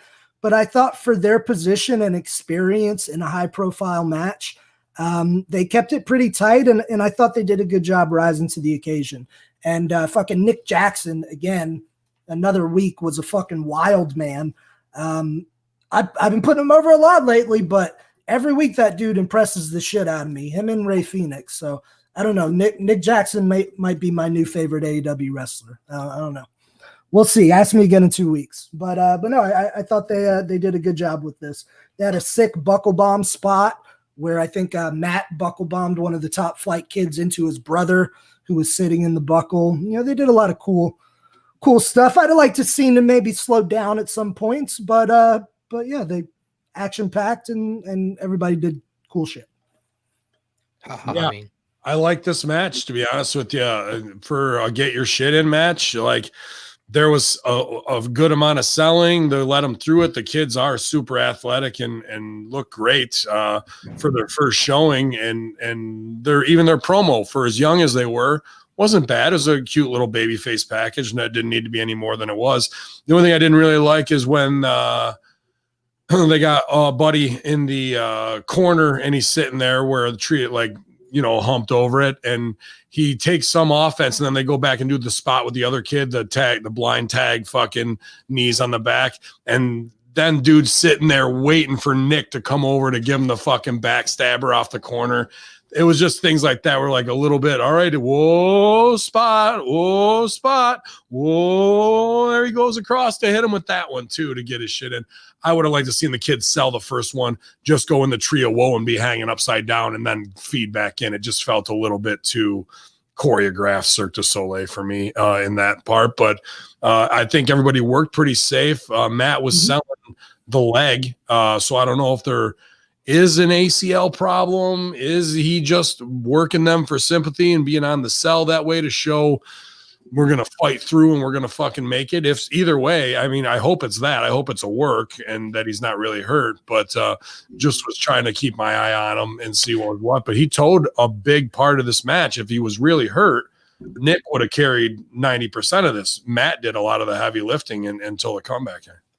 So I think I have the answer to that question. It's also a great segue to the end of this match. So I think, Matt and Nick are pretty open and honest on the BTE show side of it when they're not doing their bits and stuff like that. Mm-hmm. And he said he is legitimately injured. However, he has been cleared by the doctor to wrestle. So he is still allowed to wrestle on it right now, but he's technically dealing with an injury. So is that right alongside the 1 minute concussion clearance as well? Oh, okay. Can you lift your leg up? Oh, you're cleared. Go ahead. What does that mean? You have a torn ACL, but you're cleared by the doctor to go. So that means you can go wrestle until you have a full tear and then we'll fix it. What the fuck kind of doctor is that? Well, I think it's just I think it's the fact that they just got the titles and he's working through it right now, right? I mean, that's what it really sounds like it's coming down to. So, hey, you need a quadruple bypass, sir. Oh, well, don't worry about that. I'm about to win the fucking TNT title. I'll be good by next week. You guys comes back and your cholesterol's all fucking cleared up. Is that, am I following? No, I know what it is, man. Like I've studied injuries in athletics for a long time. So what happens is your body gets to this position where something's worn and the doctor observes that and lets you know, like, hey, look, you got a slight tear here and here's what's happening. Eventually, it's going to wear more and you're going to have surgery. That may come a year from now, or you might be able to get 6 years on it before that day comes. So right now, you can do what you're going to do. Be careful on it, but this is going to happen at some point. So I'm thinking Matt's doctor probably had a similar conversation with him now. Like, it's not completely fucked right now, but know that it will be, and you'll eventually have to do something about it. So, and a lot of athletes do that, man. You'd be surprised how many. I'm sure when the money's on the line and whatnot. It's just the things of like, I've got clearance, I'm good to go. Watch me wrestle injured until it finally pops and you can go cringy and then I'll go get it. Like, that's the road we're going down. It's not going to fucking be some miraculous, he's healed and we're back. Dude, so for the expense of the Mark fans, now I will put my long-term health in jeopardy while we all know it so I can play phony wrestling title instead of getting this fixed and having a future that maybe I won't be walking with a limp when I'm fucking 48 years old for the rest of my life. Like, what are we doing, guys? What are we doing? And to Silvio's point, I'm sure that his thought process as well, right, is he's only wrestling once a week versus being on the road regularly too, so he can sustain that injury or, elongate it further out versus being on it night after night. I'm not saying it's the better way to do it, but one Young Bucks match is 15 Ben Hamin matches bump-wise. Well, that's I got a question for you, Hamin. Did you see the comeback that the Top Flight kid made on, I think it was Matt Jackson? Well, explain it to me. I just not. Well, he ended it. He ended it with doo-wop, boop, as you like to say. Yeah. And then he gave him one of the Jacksons ran in and he gave him a standing Spanish fly. That was pretty dope. So my question to you is, would you take a standing Spanish fly from me whilst running? I got to do the flip. You got to do the front flip. I'm doing the hard part. Yes, I would do that with you. Would you do it off the top ropes? No, I just don't trust myself. I don't trust myself to hurt you. I can do a fucking backflip off the diving board and fucking lay out. I've never done a moonsault. I always thought I'm pretty sure I can do a second rope moonsault pretty easily because I had a pool growing up. So I've done all the crazy. I can actually fucking get down off the diving board for a big motherfucker. So I just don't think my character in OPW ever would have done that. Like the only time I went to the top rope, I got fucking double power slam by fucking Conway and Buck. So like, why else should I be up there except for fucking to look like a rickety moron, but now if it's in Canada and you want to fucking go where I'm established, I'll wear your little ass out. There ain't no fucking doubt about that. Can you imagine a 19, 20-year-old 6'3" Ben Hamin doing a gator off the diving board coming on down on you? Lay there, fool. Just because I don't show shit doesn't mean I don't have shit. Okay. No, I was scared of it. I didn't say you couldn't do it. You should be scared because if I fuck it up, you're gonna fucking feel it a lot more than I am when 260 pounds comes down on you. So in regards to the after effects here, I'm gonna try to piece together this guy for you guys since I know you're not BTE fans, but on being the elite for the last month or so, TH2 has been one of those teams that's basically been complaining, kind of calling out the Bucks, like we're not getting opportunities. we're not getting on the main show. So I'm thinking that's kind of what this was. I'm putting it together myself. The TH2 attacked the Top Flight team because they were upset that they got an opportunity to be on Dynamite. They're not on Dynamite. But that wasn't really explained. But Silvio, I mean, am I correct here? My thought process, is that what the story that looks like they're trying to tell? The commentators put it over as like it was out of nowhere. Right. Had it been an angle on Dark, which was my first inkling, Excalibur would have been like, yes, on AEW Dark they did this. So I think you're right on there. But it did get me thinking. I want to see more from the Hybrid 2. I want to see them established. Like, they're running into something with a few of the characters that takes me kind of back to WCW a little bit, where they have some of these characters that are all different levels of skill. Like Jack Evans is a fucking awesome wrestler. They got all these guys out there, but a lot of them that haven't had TV time, the audience isn't invested in them because they don't know quite who they are yet. So they don't really have quite a reason to latch onto them. And we had that big time in WCW. Like, think of like when Davey Boy Smith went over in '97 after the big Hart Foundation USA versus Canada. They didn't give him any identity. So after a few weeks, you're like, oh, there's Davey. Same with Jim Neidhart when he went over. So you saw a lot of guys just kind of get lost in the fold because they couldn't get TV time. So I'd like to see them doing a lot more to establish who all of those secondary players are for now. And then the best of those secondary players can rise up to become, part of the main act. So I'd like to see that all around with some of these guys, just so I know who they are and the fans know who they are. And we got a reason to sink our teeth into them. You agree, Hamin? I do too, man. It's been a long time to get these guys established and over. And those are two dudes that have been indie names for a while of like, wow, you see what the fuck those guys can do? And how many times have there been an opportunity where that was somebody else's spot? So I was a little taken aback to be like, who's doing the run in here? Oh, those guys. Okay. They're pushing them. I'm down with it. I'm down to like give them a little shine, because that's the crew of hiring your friends that got kind of pushed to the dark side, if you will, so good on those guys. And Conan's been putting them over too, because he's booked them a ton down in Mexico. He loves Jack Evans. He fucking does. And he's done good business for him, obviously, or he wouldn't be putting them over that way. So maybe Conan's push is there, and where we saw an even better return than Pac, in my opinion, to have Conan in the scene.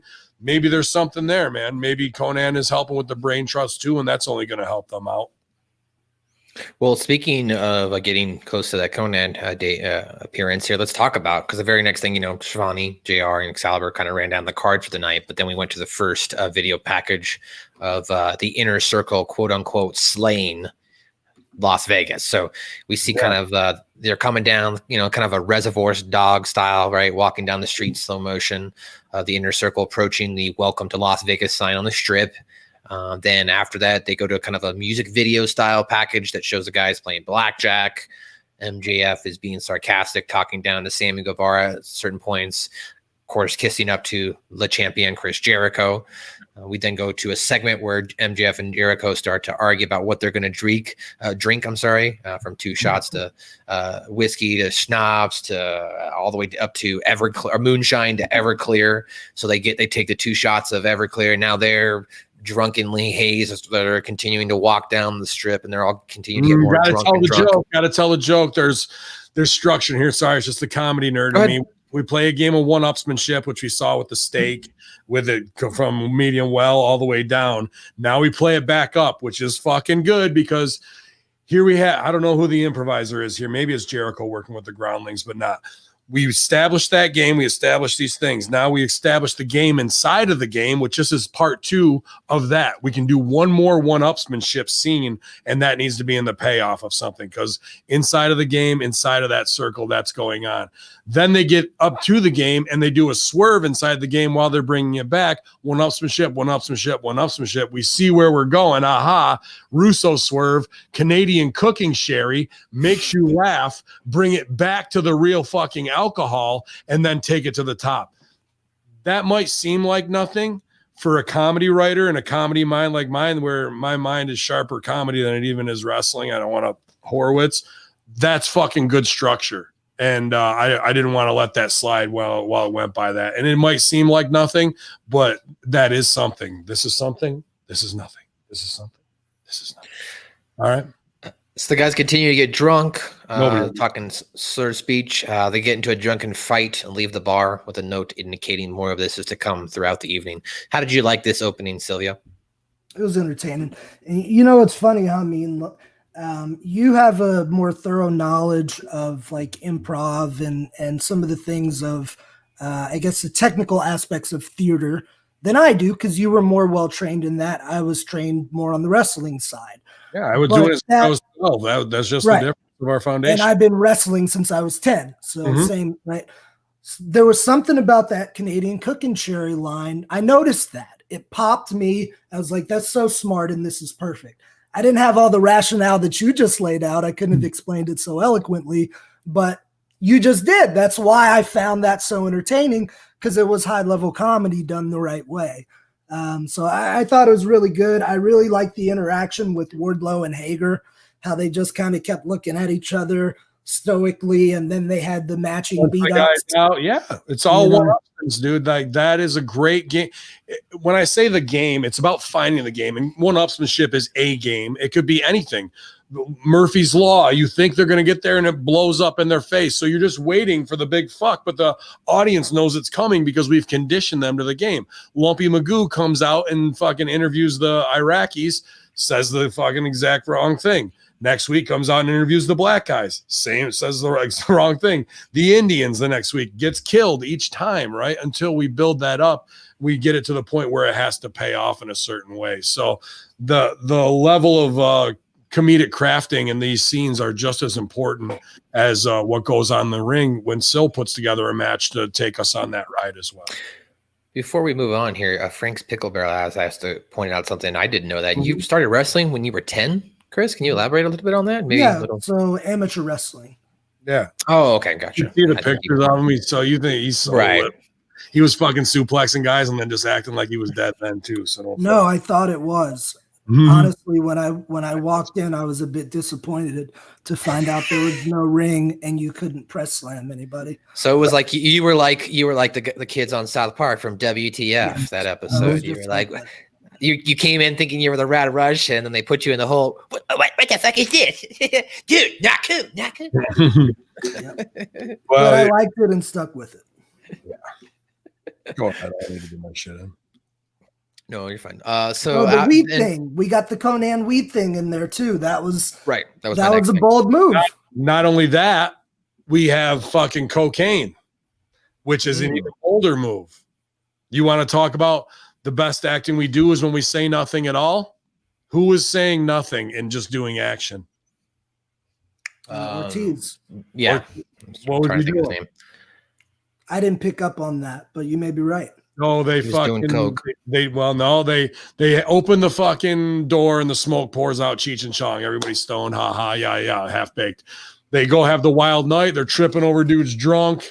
The slow motion swinger stuff. They could have got a couple more swingers jokes in there, I thought, but they missed there. But because that's one of my favorites, all-time favorites. They wake up the next morning in the trashed hotel room next to Elvis, which was fucking phenomenal. They all should have gotten Elvis suits as well and done the fucking that fucking movie reference as well. Then the other fucking thing is, and I also laughed because is Jericho waking up next to Elvis a fucking vision of his own future of failed rock star? I wondered if they put that in there. So he walks out all disheveled and. Which one? I can't remember which one at LAX it was. Ortiz is working out like a madman. There's your. And isn't he also like? I think someone pointed out it was a chick shirt too. I think he was in. That's what people were saying. Like bride, yeah. That's like he was wearing a bride shirt. It doesn't matter. That's your cocaine reference, right? He's up all he's fucking wired. Pumping iron. Yep. We didn't need him with a big white powder on his face and shit like that. Just the fucking show don't tell. Is an implied joke, and for some people it's going to go right over their heads. For me, I was like, good job. Highbrow without saying it. Didn't have to say shit, and it fucking landed on me, bro. I love that kind of stuff. I absolutely love show. That's what we should do for the winter is coming big Dynamite spectacular that's coming up. I say just the three of us, we call up our local hookups and just Vegas style party, live stream it on the air, minus some of the illegal aspects. Well, you know, when I was big. Why do we gotta wait till then still? Let's get her going now, pal. I think when I was I want to say 2021, my 21st birthday. For this guy, see what Rip does to him, brings this fucking evil Silvio out. Go ahead. You were 2021 and Rip was talking. My 21st birthday, we did that. Like my buddy was like, that's what I wanted. I was like, let's get that. So we did that. And then stupidly enough, we also took 5-hour energy drink. And then but bro, we worked out for 5 hours. Best fucking workout I've ever had in my fucking life. Next day felt great. Wasn't in sore. I was like, this is why these people do this. Now I get it. Like, fuck. Like, yikes. Yeah, but I was a young kid. I wouldn't do that now. That'd be stupid to do that now. But you know, when you're young and you have a lot of energy, and you can do that. But you know, anyway. So let's move on to the next thing. It was the Director X collaboration of Boundless: The History of a Revolution. Now, look, I'm gonna give them credit from a production standpoint. Thing was freaking phenomenal. I loved it. However, you've only been around for 1 year. Is it necessary to make a documentary style? Like, look at us. We've been doing this. Like, even TNA waited 3 or 4 years before they put out the history of TNA year 1, which I have on DVD. They even wait, they waited a couple years before they put out. Is this a little too much, Silvio? I mean, what do you think? I mean, no, I thought it was really well done. Like you said, production wise was good. The story was good. The honesty seemingly from the performers was good. No, I'm a big believer in self-promotion. You know, Muhammad Ali said, "I'm the greatest." Gorgeous George was the toast of the coast. Vince McMahon, as soon as he took over in '84, went to all these TV stations and said, "I have the best show. We're going to put my show on," and he took over the world. So I don't know if they're going to do that or not, but no, I'm cool with them putting themselves over. You got to promote yourself. If no one else is doing it, you got to harder than anyone else. I guess my complaint is it's a good piece that I think that they should be using on other shows and commercials. It's just I'm already watching the show. So like if I'm an AEW fan, I've probably been here since the beginning at this point, I guess is my point out. It's like when you're watching your regular television, when you're watching the show and they're already advertising the show to you, I'm already in the middle of the show. That's my complaint. But production wise, it was great. Ben, what did you think? I mean, it's phenomenal. I mean, it makes everybody look like a star. It's what you want in a high level, and it's Director X. Is that what it is? And now is X just a fucking they're keeping Director X collaboration, or Director X like a known dude that I don't know about? Director X, like that's what he goes by, because to me, Director X is Jimmy Paradise, and they're just keeping him kayfabe. I was like, hey, Jimmy, come do this shit on the side for us, because it looked and felt like his style. It looked Julian Christian Lutz, born October 31st, 1975, credited professionally as Director X, is a Canadian film and music video director and producer, having directed more than 100 music videos. He's widely known as a prolific director in the industry. Good. Then I'm glad they got him, and I hope they do more with him, because the fucking style was great. It makes me think of Jimmy's stuff. And if you're going to fucking have a great look, then that's what I would go with as well. Very unique film-like. I don't know if I would have started off with Nyla Rose, because I get why he did, for the shock value of the Revolution, Revolution in the trans. I love that, by the way. I love the way I didn't mind it. I don't know if I would have started with it. I loved it too. I don't know if I would have started with it. You know what I mean? I think would maybe build to it. Yeah, like to show, like, because there's some people that you want to catch, right? You want to snag them. You want to bring in as many audience members as have. And if that's the first thing they heard, some parents might go, "My kid's not watching this shit," and that's just for their own ignorance. Now, if you built them up to it, and then had her in there and put that in, we're also pushing a modern 2020 message, that might do more intrigue than you're going to fucking get hit in the face with this out of the gate. Now, I don't think there's anything wrong with having it in there. I think it needs to be in there. And I think it was good to really put that right in the forefront. I don't know if out of the gate that does the right business for you is all. No, that's a good point. I mean, one of the shows, one of our sister shows here, patreon.com/RussoTWC. I was listening to Billy Body last week, and he's got a son named Austin, and he was talking about, when Sonny Kiss is on or when Nyla Rose is on, he mutes it, not because he's against it or anything. He believes his son is too young right now at an age that he should have to explain How that. dare Billy Body be a fucking good parent and protect his child's innocence instead of dropping down and sucking the cocks of the fucking moral police that now say you have to sexualize your 5-year-old. God damn you, Billy Body. How dare you?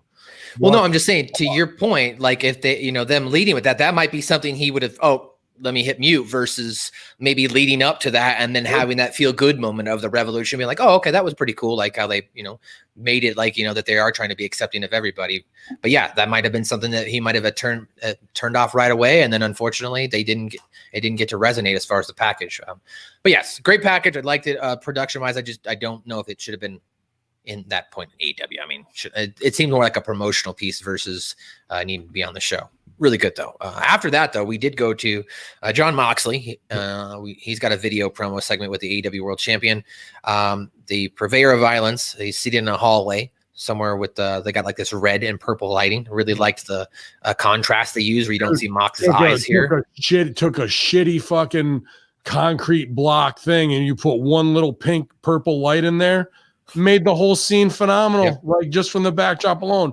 Whoever the production person is paying attention to detail, it's small things like that where we got fucking gynecologist office walls that were made out of goddamn curtains in WWE. The people who should be spending the most money on location shoots, all they had to do was one lighting trick and it made the scene completely acceptable. And it works for Mox, I think, as well, with his dark character, with the, you can't see his eyes. He's sitting there cutting promo. That definitely draws you in more the audience because you're trying to, I can't see him, but I'm, so you're going to be more focused on listening. So I like that. Now, he talked about, of course, being, on this crazy journey for 18 years. He said he's got to be the way he is because of his father. He talks about his father being a badass guy, willing to smack him when he got out of line. Talks about having a pregnant wife at home in Renee Young. So this was the announcement here. And then he also talked about, I believe it was reference to his dad. He said he got arrested one time and his dad picked him up from jail. And his dad told him that we're not the bad guys. So that was the theme of this promo from Mox, that he's, not the bad guy. He's doing what he's got to do to take care of his family and be the best at his craft. What do you think, a muscular mare? Susio? You guys know I love Moxley's promos. The subject of this promo is, quote, "We are the good guys." I love promos that have a subject and a hook like that. In my character development classes, I often will give somebody a line or something that feels like that and say, give me a promo, 60 or 90 seconds. This is your theme. I want you to say, "We are the good guys," and bring it out. And a lot of people struggle with that. Watch that Moxley promo. It's a great example of how to do that. So good job again, Mox, on that. I have a little bit of numbers update I was just looking at. Yeah, so I was looking at last week's episode of Dark. All right, go ahead. Last week's episode of Dark that featured genocide. So out of 15 videos, Jenna's currently in the number 3 most viewed at 29,000, trailing only Leva Bates versus Danny Jordan and Sonny Kiss and Janela versus Jurassic Express. And Jurassic Express and Joey are only over by about 500 views. Good Quite stuff. interesting. Well, let's get Jenna's numbers up over everybody. You guys get over there, watch that match. I don't care if you got to put it on replay, leave it on all night long, watch it over and over again. If Seidel can do good business and get a gig, so can Jenna Van Muscle's Genocide. Absolutely. And you might have seen her in the crowd last night at Dynamite. I don't know. You might have seen a tall, jack, pretty blonde girl in a mask that said AEW. And a sexy black shirt and sexy black pants. Sexy. I don't fucking know. It's crazy. It's 2020. We don't know who the president is. You might see her on Dark next week.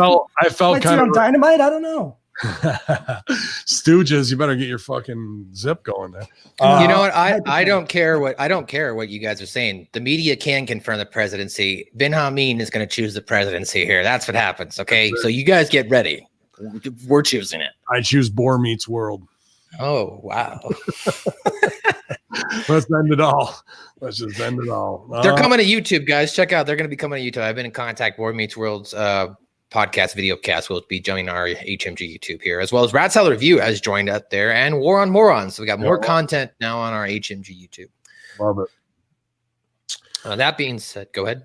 Do you have anything else? Oh man, Orange Cassidy, Kip Sabian. Want to talk about that? Yeah, I mean, Kip Sabian's a guy to me who I just don't get it, but then he worked this match and won me over. The way they worked this match with just going back, the whole story, this felt to me how you should use Orange Cassidy. The whole story was what? Every time Orange Cassidy tried to do his shtick, Kip Sabian kept knocking him down. Putting his hands in his pockets. Does the pin mean anything at this point? Nope. One thing means something. Orange Cassidy putting his hand in his pocket. How many ways can we stop him from doing that? They were telling a story based around the guy's comedy and gimmick. I got to applaud him for it, bro. No matter what people want to say about, indie workers or Orange Cassidy or anything like that, when it comes to working a gimmick and fucking knowing what your shit is, and that's the whole story, and everybody else is doing anything, what did Rip say before this? If everybody's going to fucking do spots, what are you going to go? I'm going to do nothing. What do you mean by that? I'm going to try and put my hand in my pocket. You stop me. Okay. Ready, go. Pull 8 minutes doing that. And now we're having fun. Now we're thinking of some things, you know what I mean, together.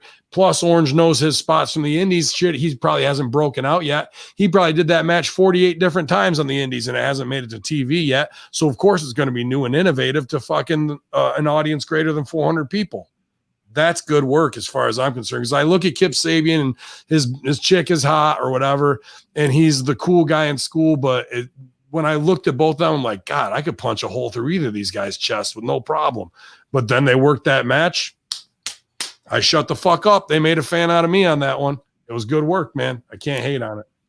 Before you jump in, Silvio, I just want to point out this is actually my favorite Orange Cassidy match, even over the Jericho and stuff. I thought, and Kip Sabian, I became a Kip Sabian fan. I know that, but a lot of times I tune out, and this time, based on how their work was in the first 2 minutes, I was with it.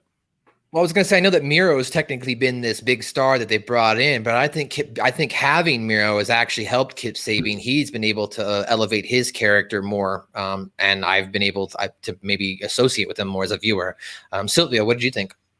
I agree with you. This was Orange Cassidy's best match, and Sabian is much improved. And going back to pockets and doing nothing, what was the most over thing in WWE in 2015, 16-ish? You guys remember? God.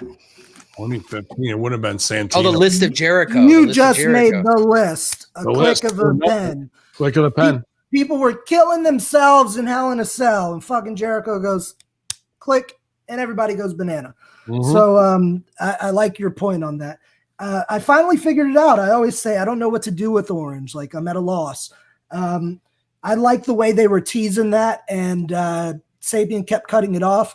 I think Orange should try to figure out a whole slew of different things. He has the pockets and he has the shin kicks. Now let's come up with more. So once the fans have seen the shin kicks for a year or seen the pockets for a year, let's start maybe every week introducing a new version of that. So it keeps your opponent on the toes and the act doesn't get stale, because there's only but so many times that they could see him do this until they're like, yeah, we know that thing. So that's what I would do if I was Orange. I'd keep expanding that. And you're right, Maddie. I think Miro has been great for Kip Sabian, because Miro's probably in his ear. It's the best of both worlds. Miro came from that WWF, mentality, and how their work's a little bit simple. And AEW is the land that they fucking get in there and go and do anything. So Miro's probably been that big brother voice saying, hey man, look, you gotta do some stuff this way. You gotta kick ass. Miro had a great quote. He's on commentary. He said, I love pretty maneuvers, but it's time to hit someone in the mouth. And he was right. And I think Kip Sabian now is learning that by hanging around with Miro. So he had a great showing. They could have shaved a few minutes, but I didn't hate on it at all, man. This was the match where I was going to go, oh, here we go, kind of what's going to happen. And they got me, man. So kudos to all those guys in there. I think they could do more to keep switching up. Even if it's not in the pockets, you get them something with a zipper on it. And in a pre-tape, you say, you don't want him to unzip that. And then he fucking goes, no, dude, don't unzip it. And then fucking that's the whole game. And we could play that for 3 weeks. What's under the zipper? And then, whatever it is going to be wah, wah, wah. But Matt's done a good job. 50 South Park podcasts, smarting him up on Go Banana. He deserves it. You're not heard Go Banana? Yeah. What's that? You never heard Go Banana, Matt? No. So Go Banana, Pat Patterson being French Canadian, doesn't say S's. So Shawn Michaels became Shawn Michael. So whenever Pat Patterson would explain the climax of a spot to whomever he was agenting, then you do this, you give him that, and everybody, they go banana. So it's been a long wrestling joke that people go banana. But still just puts it through in conversation, and I love it. But that's wrestlers talking. But I didn't even think about it. I didn't know. I've heard you say it so many times, and I didn't even reference it. Yeah, I didn't think about it. Go banana. How would you know? You wouldn't. I wouldn't. Now that's why you get to level up a little bit today. Well, one more. Sorry. You know, it'd be cool. Cassidy gets in a headlock.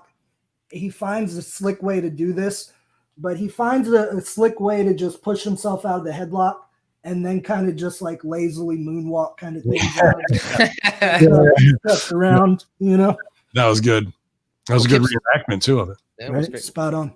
Well, that Kip Sabian, of course, is a video gamer, just like Miro. So that match breakdown, that segment was brought to you by Retromania Wrestling. Retromania Wrestling comes to you digitally on February 26th. The official sequel to WrestleFest will hit the Switch, PS4, Xbox One, and stream.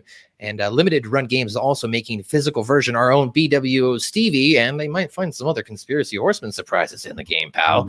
As you get to go through the season as Johnny Wrestling, Johnny Bundo, Johnny Nitro, Johnny AEW, Johnny whatever you want to call him, as and Stevie Richards is your guide in this story mode. So check out Retromania Wrestling, as well as a litany of other professional wrestlers, and of course the passing of the late great Animal and Hawk are in there as well, both legends to be able to play as. So check out Retromania Wrestling, guys, coming to you next year.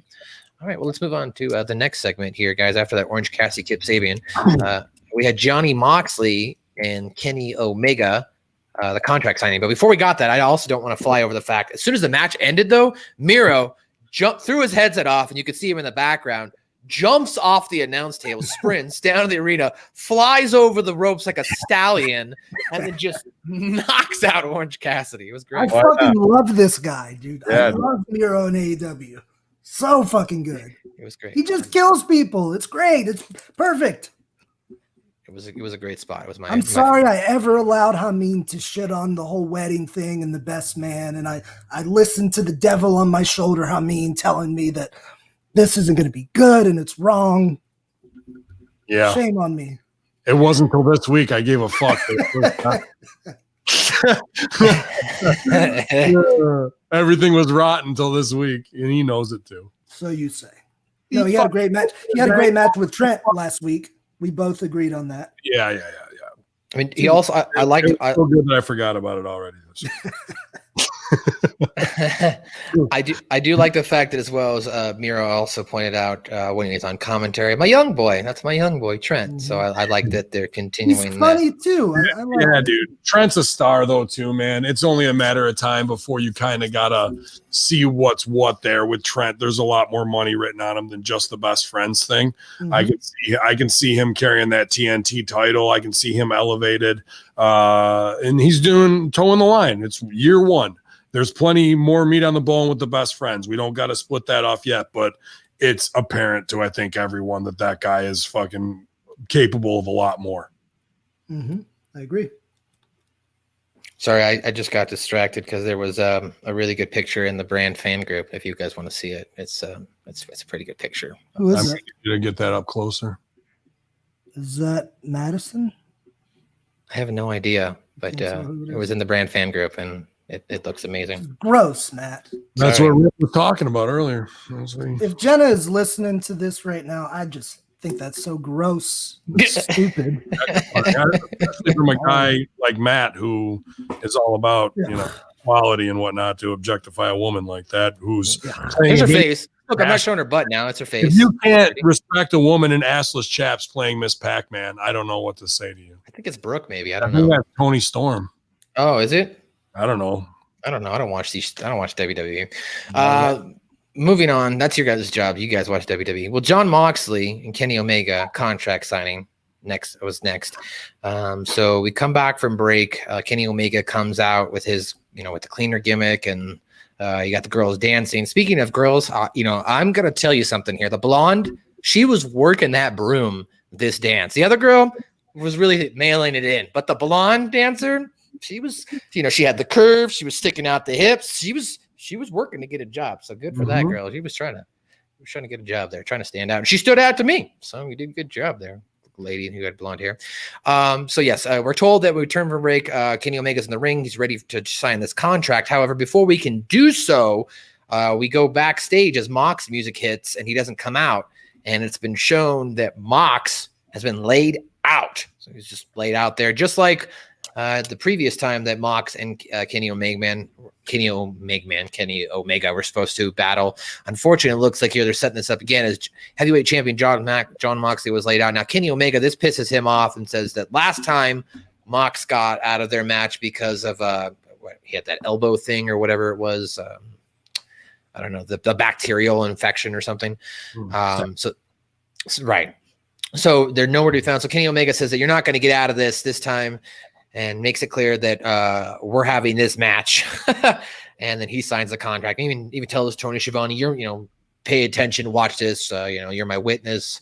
He signed it. I think it was interesting. The fans pointed out, I didn't catch this, but the really diehard AEW fans pointed out that it looked like a legit contract. They were like, when you watch WWE contract signings, it does look like they're just writing on empty pieces of paper. At least AEW made it look like a legit contract. So that was some of the fans' feedback. And of course, the IWC went crazy because they think the cleaner's back. They think he's the one that attacked John Moxley this time. Mr. Silvio, I'll start with you. What do you think of this untraditional contract signing? No tables were flipped. Nobody went down. The AEW back-to-back now with 2 contract signings where, it doesn't end in a kerfuffle. I love the look of Kenny Omega with those clothes on last night. He looked great. There you go. Vince Russo in the house looking good. Because you know how Omega usually kind of dresses a little bit casual, almost nerdy, like the T-shirt and the like khaki shorts. He looked great. He looked like a movie star. He looked like his cleaner. This was definitely his cleaner get up for sure. The girls were dressed 80s. They looked sexy. They were doing the thing. And I gotta side with the little bearded devil on my shoulder. Hamin, throw in 2 sexy guys and have them studded out like Liberace. And let's have 4. Let's do 2 sexy women, 2 sexy men. You just fucked yourself, because I was thinking before this, I go, what if I got the gig and as a rib, I make Silvio fucking one of the dancing guys just to fucking. I'm not a good dancer, so I wouldn't do it. We will rehearse, my friend. If you give me lessons, sure. You're not a good dancer. I get to coach too. You have some of the best footwork I've ever fucking seen. Look, if you wanted to give me B12, I'll oil up like Dick Justice for you, bots. I'll do it. I think we found our 2 male dancers, you guys, to add into the fucking cleaner gimmick. If I can get them in fucking negligee doing the time warp, I know I can get them doing the broom dance. Let's work out a routine, Matty. The only thing about this segment, it was different. Like you said, no tables, wasn't traditional. I love Uncle Tony, but this is the only time where I gotta, take Tony to task a little bit. This real surprising thing happens, and we don't know what the fuck happened, and John Moxley's laid out, and Tony now has to get us through this segment with Omega.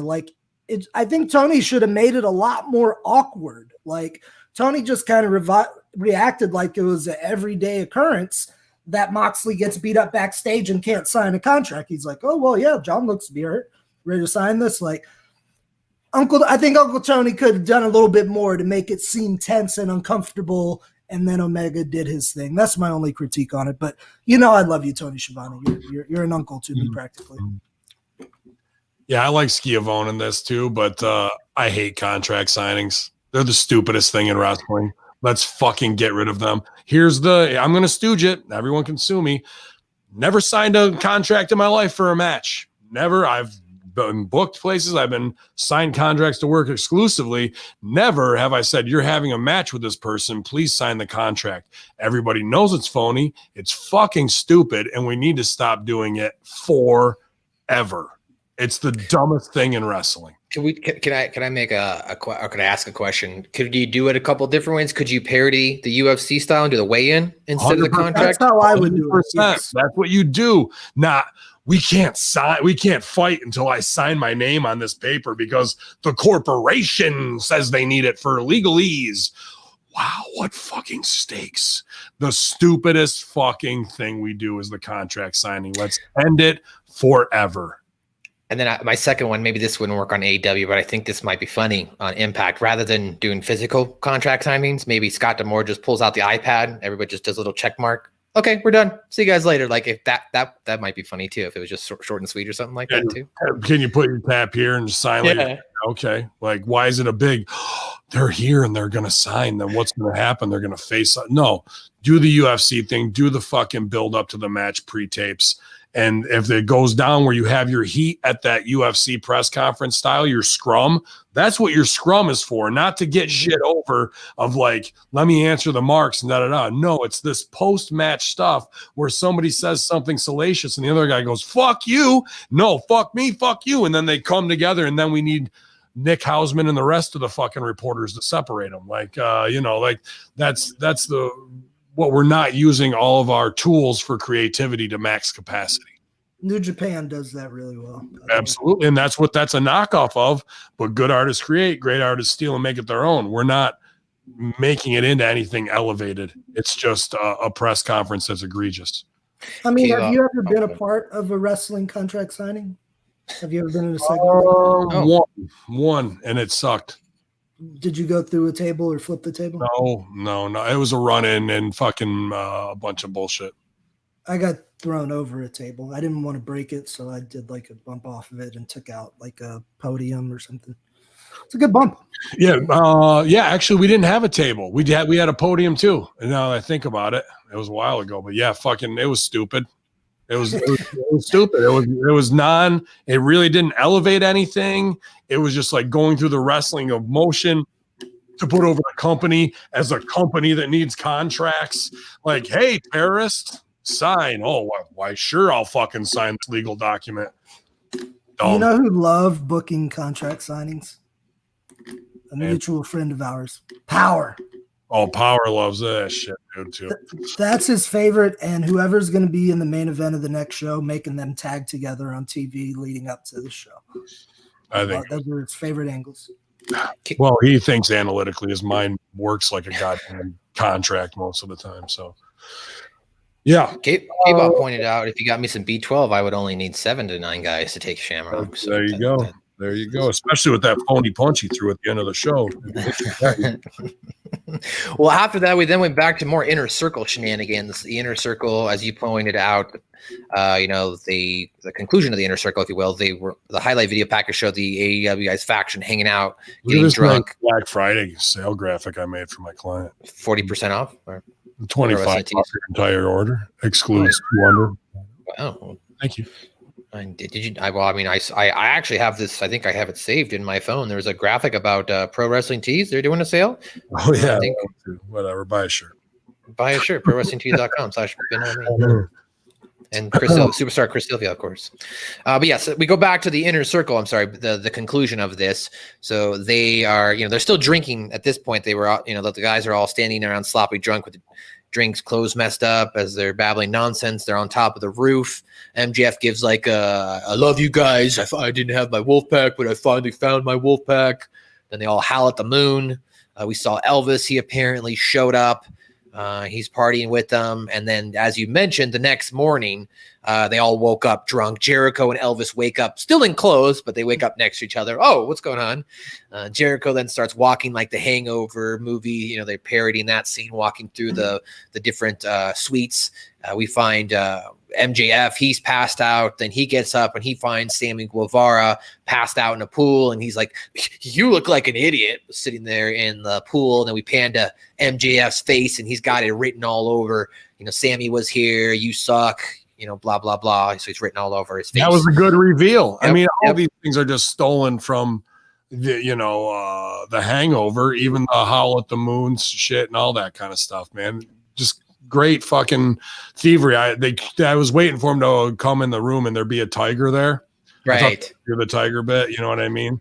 Or some type of funny bit that would reference that or whatnot. But once I saw old boy doing the cocaine workout, I fucking laughed and that was enough. But the MJ reveal was good. Yeah. And then Guevara gets up and he notices there's 3 pictures of him all posing with 3 different wives. He yells out, "I got 3 wives." And then Santana and Ortiz are shown as well. And as you mentioned, Santana, was it Ortiz? Was all on the blow. Ortiz is on the blow. He's in his bride to be shirt, pumping iron. The best. And then finally they open up a closet and see Jericho hears crying first is what happens. And then he opens up the closet and there's a midget there, or AKA Hornswoggle, dressed like a baby. And Jericho yells out, "Guys, we have a problem." And shout out to Hornswoggle. 2 weeks, appeared on Impact Wrestling a week ago against Brian Myers and was on AEW this week. So good for him. Getting his stuff in. Well, is it? I mean, he is on those shows. He gets paid. I mean, I'm just saying, it's good for him, right? Well, he's getting his payday, but let's talk about the business why it's not good. And it is and it isn't. That means he's not under contract full-time anywhere where he can fucking do it, and he's got to keep hustling and calling in, not buddy favors. They probably called him and saw what was available and, a supreme worker and totally knows what the fuck he's doing. But I'd like to see the guy have a fucking full-time spot instead of, hey, I saw him there and now he's over there, and it's fun for the fans.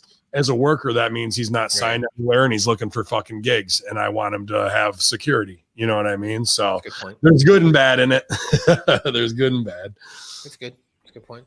What'd you think of this final scene here, Silvio? It was funny. I loved Elvis being in it. And when Sammy, MJF is saying he loves everybody, and Sammy tries to do the Blood Brothers thing. And that was great too. Quoting Elvis lines, he's like, "Now, Sammy, don't get all shook up now." That was pretty fucking funny. I mean, though, I got to ask you on this one, the Sammy and MJF scene. Mm-hmm. Should there have been dicks on MJF? I feel like he should have had a dick. Absolutely. Dick drawn on his fucking Absolutely. But that's them making the choice of how far do we want to go with this? You know what I mean? Ben Hamin's email is hackerhamin@gmail.com. If you want to send him money, it's hackerhamin at gmail. Yeah, hackerhamin at Gmail for PayPal. Whatever. Yeah, the dicks would have been fucking hilarious, but I think they could have written even more like not anti-WWE stuff, but fucking inside joke fucking things. You know what I mean on there? How it was in the reveal was really great though. Like the turnaround. I wasn't expecting to have all the shit on his face. So they did a good job, man, with adding little bits in for everybody. You remember Benny the Ring Boy, Benny Bray? Oh yeah, dude. At one of our infamous parties, he got too hammered like he did usually. And I drew on his back with the Sharpie around a 3-foot dick on his back with testes and everything. He had no idea, and he didn't tell me. So the next day after he left the party, he had to go to a pool party at his grandmother's house, and he wasn't aware he had this on him. So he takes off his shirt to hang out with his family and go in the pool. Everybody sees the 3-foot dick on his back. Shout out Benny the Ring Boy, man. What a fucking one of the last kids to really be a young boy and fucking submit to do whatever. I love Benny. Benny's the man. Phenomenal. And the Jamin Olavencia show, he was great in that, and just a lot of different fucking things, man. Then he became, after I left, they called him the Prince of Poon or whatever. So he must have been putting it on. I think that was your title. I think you might have bequeathed it to him. After that, we've got the Bastard Pac taking on the Blade. They go to a commercial break, come back. But Le Champion was on the announce desk after. I should point out that after that Vegas thing, he was there very quickly just to be like, hey, well, there's going to be more shenanigans. But we come back from the break, and Le Champion was no longer at the announce desk. Now we had Eddie Kingston. I thought that was a mistake, though. I thought that was a big mistake. Dude, you don't come off of an awesome pre-tape like that and then just be there at ringside in the flesh. You just built yourself up as the movie star, and now it's like you're kind of watching your own movie. It just didn't – it was the wrong spot to have Jericho in there, and then it didn't do anything. Like there's no payoff after that, right? No. I think he just out too quickly. I don't think it was necessary at all to have him there. Yeah, looking back from the production standpoint, yeah, it was kind of weird. You had him on; he was there really quickly. Go to commercial, and then Kingston's out on commentary right away. So it was a little bit of a kerfuffle. And we just came off of him in Vegas. I want to believe that they're still in Vegas, not fucking Vegas here. Like that. That's how quick the cut came from that. So, yeah, maybe there might have been a break in communication. Maybe something there, right? Something could have happened. Or maybe Kingston should have been out earlier. Maybe Jericho. Tony had to shit, and then needed somebody in there real quick. Tony's got a shit. He's got a shit, boys. You just fucking get him out there. So, of course, Kingston's on commentary. Of course, Shivani and Excalibur grilling him about his whereabouts and in relation to the backstage attack on AEW champion Moxley earlier in the evening. Kingston tells them and claims innocence, and then they switch gears, of course, to the match. Now, Pac comes out. Blade, of course, comes out by the Butcher and the Bunny. They have their match back and forth, yada, yada, yada. Winner of this match is Pac, as after he fires up, hits the shooting star press, and then to the brutalizer and makes him tap. So after the match, we get Pac, stands up, he grabs the mic like he's going to address Eddie Kingston before he can get a word out, or basically says he'd like to fight. He gets attacked from behind by the Butcher, and then the Butcher and Blade are beating down on him. Phoenix then runs out to try and make the save, and then he covers himself over Pac. They're all battling back and forth until eventually the commentary asks, "Where's Pentagon Jr.?" And then, of course, Pentagon Jr. comes out. He's holding a chair. They're holding it open for it. Now, they set the breadcrumbs last week, right, with Eddie Kingston kind of kicking Phoenix out of the ring at the end of the match. So they set that up here and made you think, well, as Kingston created the dissension between the two brothers, he did not, as Pentagon Jr. Swings the chair at Kingston and the rest of Butcher and Blade, and we've got the reunion of the Death Triangle. So it looks like now we're going to get Death Triangle versus the family here. Silvio, what do you think of the match and then the preceding after effects? Solid match. I like seeing Blade get that TV time. Pac took it slow, and he performed well. His first match back in a while, so he didn't go too nuts. I was cool with that. I like the way they built to the drama at the end with the brother. And I'd actually written out a similar story for a friend of mine recently. And what I would have liked to have seen with this, Penta did a pretty good job of milking, the is he or isn't he, one of the theater aspects of it. And that was great. Mm-hmm. However, I really would have loved to see Penta whack them with the chair. It doesn't have to be in the head, could be over the back. But I feel like we really needed that collision to make it awesome. Because he's going, am I going to hit my brother? Then he should have waylaid Kingston in the back. Butcher in the stomach. Then over the back. Here comes Blade. Bam. Then over the back. Now they're all powder and he's fired up like, you don't fuck with my brother. Now they all get up. The heels are retreating. That's the only thing I would have changed about it. But you could even got Jerry right there too. She feeds in and you just to check on him and then he hooks her up and gives her a fucking ass bump. Sensational Sherry style. Ass bump. Boom. Bunny had some new gear yesterday too. Did you notice that? She did have new stuff on, man. That's right off of QT Marshall's credit card. Mm-hmm. So, it all came in from Amazon Prime. Just took a little while. Good QT. Super pumped for Pepper to get solo time. Not that I don't enjoy Butcher and the Blade. Butcher on the outside, when he came in, I could use him being a little more vicious. He's worrying about spots. I want to see that fucking old school fucking Mauler, eye rake, Baron von Raschke type shit from him. That's right now he's a little bit too worried about being in the spot for it. Like, just come in and fucking start shaking somebody. You can talk to him while you're shaking them. I'm going to kill you. What are we doing next? I don't know what we're doing next. You do whatever on me. But I just want to see that from him because he's such a character look. And we talked about this. There's a new guy on Impact, Joe Doring, who's with Eric Young. You got Silas Young in ROH, and you got Butcher over here.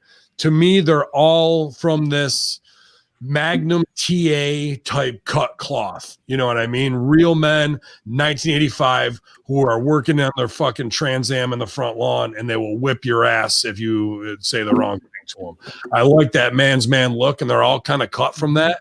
let's get a little more vicious. Let's see him about 6 beers in. That's how I want him to be all the fucking time, you know? So Pepper did good here. There was one super kick that got no sold on a stagger, but it's a Pac match. What the fuck are you going to do? Pac looks like fucking $1 million. Dude, the guy's been probably eating nothing but chicken and fucking broccoli, drinking water and doing I bet that fucker can do 1,000 push-ups straight. Probably could. Well, I heard during quarantine while he was over there that Athers would come over, stick his wheelchair on his back, and then he would just do push-ups. It shows. Yeah. I mean, Athers wants these guys to succeed, and he's going to push them to do what it takes. And you saw he came back and got the win tonight. So thank you, old Athers, as always. This business would be nothing without you. Speaking of old Athers, him and Jargo just reviewed the next NXT this week, so you can check that out right here on hackerhamin.podbean.com. Yeah. Athers is making the rounds. He's becoming the popular guy. Dude, he's motivated. He's a Hamin marketing tier subscriber. I'm trying to get more stuff out to push them, but he looked at the weaknesses and opportunities and strengths. He upped his tech game, and now that he's got it, he's going to use those tools and paint with new brushes. And his PCO interview got great play too, man, for us. So I'm glad another fan and known entity is becoming a personality and learning to do things the right way and just being inspired to create great content. That shit gets me hyped. Yeah, good stuff here. Well, moving on to get to the next thing here. Actually, one more thing. Fudge 420. They just brought back the Death Triangle. It hasn't been a reoccurring thing. Last night was them. They're kind of reuniting, so they're kind of back together now. Next segment here, we have backstage. We see Jade Cargill standing over Brandy Rhodes, who has been laid out on the floor. Nyla Rose and Vicky Guerrero being kept back from coming to or attacking. I guess they're coming to their aid. Keeping back people. They were. I'm sorry. Heroes. Right. And then we see Cargill with Brandy's arm placed inside a folded up steel chair. She stomps on it. Brandy screams in pain. Cargill walks off, and the officials run over to check on Brandy as we head back to the ringside. I want to bring up something, and if this gets me some flack, I'm sorry, but I can tell the differences of women look-wise between Jade Cargill, Swole, but is it just me? But Red Velvet looks like a doppelganger of Brandy Rhodes, like look-wise, face-wise, height-wise. Very much. She looks like she could be her twin. I mean, and I'm not just saying that because she's black. I'm just saying. I kind of had the same thing because I'm like, oh shit, here comes the white guy shit. We're in that Bucks match. No, might have been Bucks match or might have been End of Serena when the beatdown happened.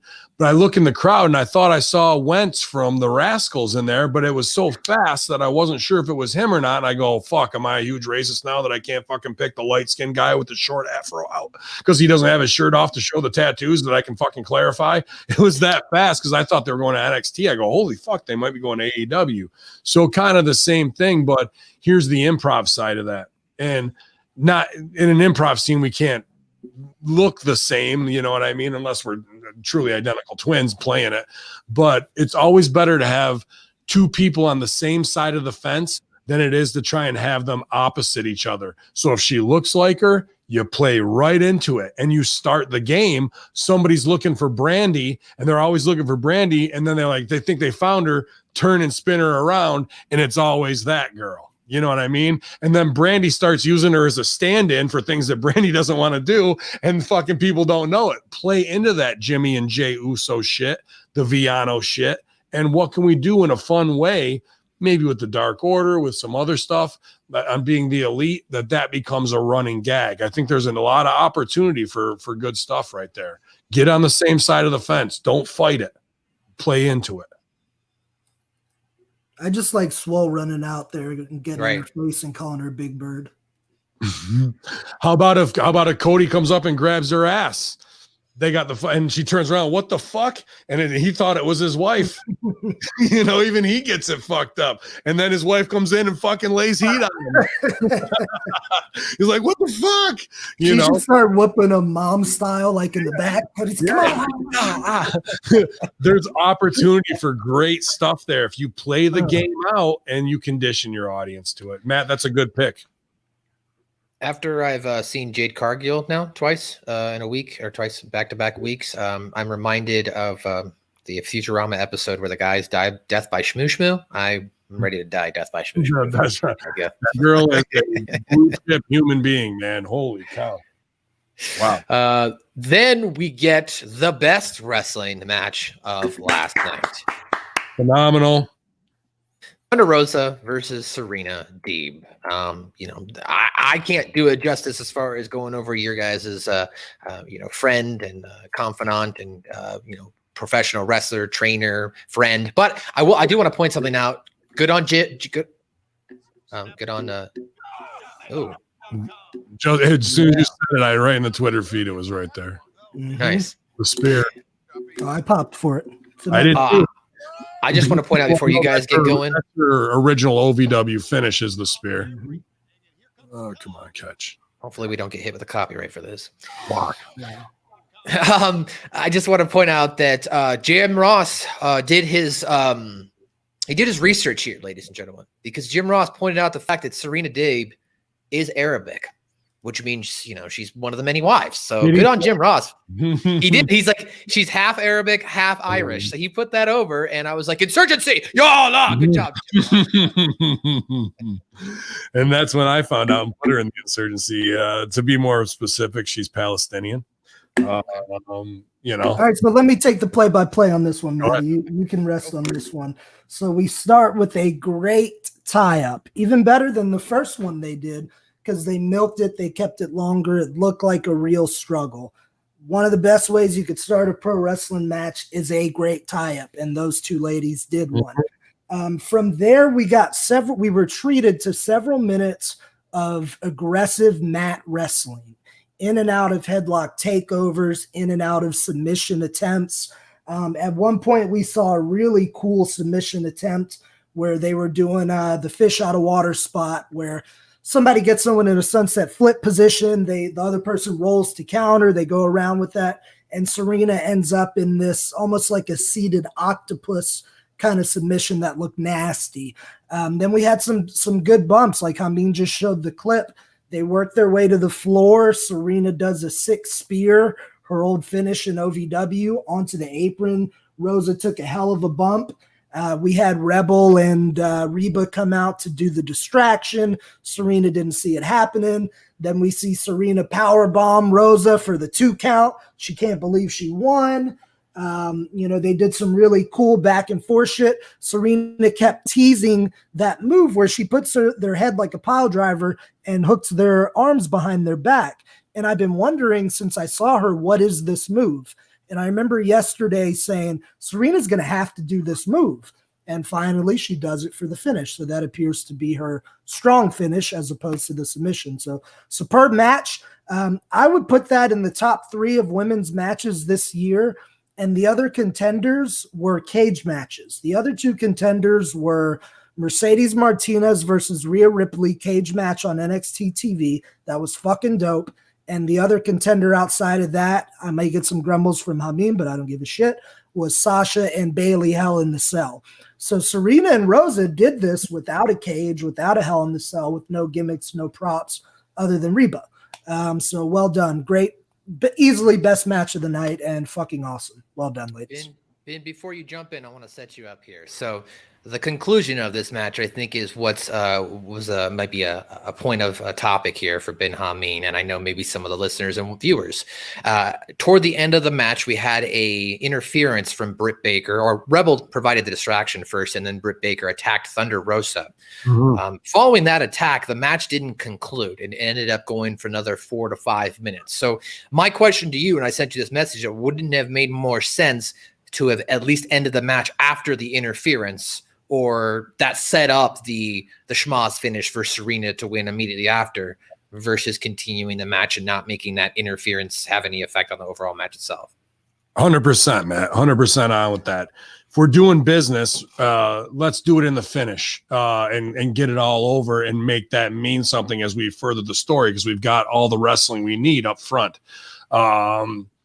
A lot of unbelievable competition level chain wrestling here, the best in the business, hands down. And Thunder Rosa is right there phenomenal to keep up with Deeb. If you can keep up with Deeb, I know you're fucking good.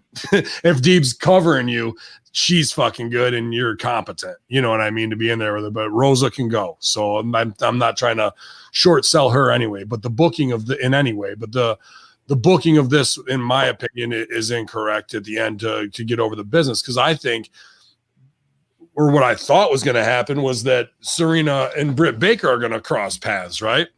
But that ain't the way it is now, because why would Britt Baker want to fuck over Rosa if she doesn't have the title? That doesn't make sense to me. Do they have a personal heat? No, we haven't established that they do. So she should be trying to F over the champ, not the challenger, unless the story is she wants to take it off of Serena. Okay? Now, so she comes down 4 or 5 minutes before the finish, hits the big Snabitz on a jump up after Rebel jumps up, hits her on the ramp, and that should be it right there. Throw her in and Serena would get the pin, but that would make Serena look like less of a fucking fighting champion taking advantage, unless later she says, no, I'm not winning like that. And Sil and I blocked this out before we came on talking about it, where she then gives Rosa another shot.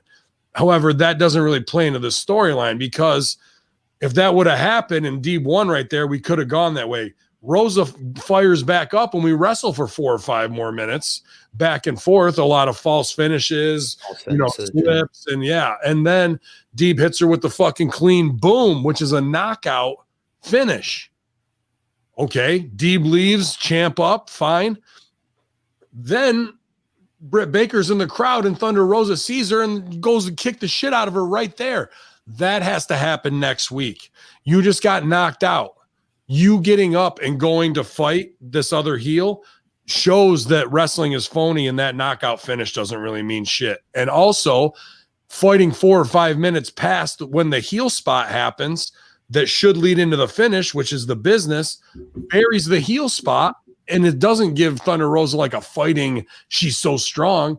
It makes that wrestling's phony, because you can hit somebody on the goddamn ramp and they'll kick out and keep fighting. They'll go right back into chain wrestling again. We needed to do all of this business in the finish, and in no way should a Britt Baker, who snuck in with a jump up distraction, who snuck out, come back to ringside to then get beat up by the girl who just got knocked out. All that should happen next week, with Thunder Rosa looking for Britt Baker to be like, bitch, you cost me. And then they have heat. And I thought the business was going to be Serena and Britt Baker spinning out, but it's not. The business now is Thunder Rosa and Britt Baker, and Serena goes on to defend her title and be built. So with the finish not nearly how it should have been booked in rhythm or storyline to serve everybody character-wise, these girls made magic out of that, as far as I'm concerned. Do I get these things beforehand and try and help out? Yeah. But if I can only do so much sitting in HMG, and so can Sil only do so much. And hopefully what we're trying to do to help our friends helps the entire product and keeps them safe in the ring, but they went another way with it. Perfectly fine. Baskin Robbins 31 flavors, but Buddy needs some help.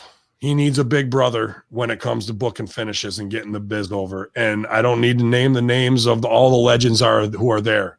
Let's go to them and depend on them and punch it up. Because if I can punch it up here, I know Arn Anderson, those guys can fix it. Let's just humble ourselves to get to that point a little bit more. Okay. Or bring us in. We're happy to fucking do good biz where everybody shines brightly. But this buried the heel heat spot. It buried Serena's power finisher and made wrestling phony, because you're not going to nobody gets knocked out in UFC and goes, I'm ready to fucking fight again. Who's up? And that's what we're doing here. But the was phenomenal, and inside info is Deeb chipped her tooth. Oh wow, that's why you're chipped tooth. Okay, that makes more sense. Chipped tooth. I'm your chipped tooth. Now back to ringside. I mean, as I pointed out before we went on there, it kind of felt like with Britt Baker being back out there like that old 90s, early 2000s show when stupid criminals return to the scene of the crime. But Silvio, you thought it was funny. You found it comical. Yeah, I liked it. You could have done it a different way, but I still enjoyed it. You could have set up 10 different scenarios, so I won't come out and blast it because I enjoyed it. The match was good, and I like Britt and I like Reba. So anytime those 4 women are on my screen, I'm happy. Here's what I want based on pecking order of character in that finish. The finish should be with Reba and Britt. Reba is the kick around, and she's gonna botch it up for Britt. Britt thinks she's smart in the heel and over, and we can't wait for her to fall down in a pile of Mr. Hanky. Right? That's the whole thing of Britt. We want to get her up there just to break her down. Thunder Rosa is legit and a former champion. Serena's the over wrestler and the title holder right now. Britt should have wanted to take it off, fuck over Rosa so she can take it off Serena, or she should have effed over Serena so they can and spin out, have heat. So in that heat spot, the jump up misdirection, I think it should have just been trying to get the weapon to Britt, and she's distracted because Reba's effing something up. She can't get the brick out of the purse or something. I don't care, whatever you want it to be. And that's where Deeb kind of sees it, shoot reverse, throws Rosa into Britt, knocks her off the apron. So Britt's not dead, but can see what's coming. Rosa's a little befuddled, gets caught right there in the Tequila Sunrise, or gets hit with the finish. So Deeb can keep her eyes on the heels who are there, because she knows she's in the lion's den and everybody's trying to get a piece of her right now. The finish should have come right on Britt Baker's stuff and been the cause of it either way. So we can forward that business. But that wasn't the choice they went with, and they still got a lot of storyline furthered out of this. So I got to applaud them. What I want to see now is, now that it's going in this direction, I want to see Thunder Rosa seeking revenge, and Reba is going to have to face Thunder Rosa in a MMA match. And we get build-up vignettes the entire time of Britt showing Reba MMA holds, or Britt's version of that.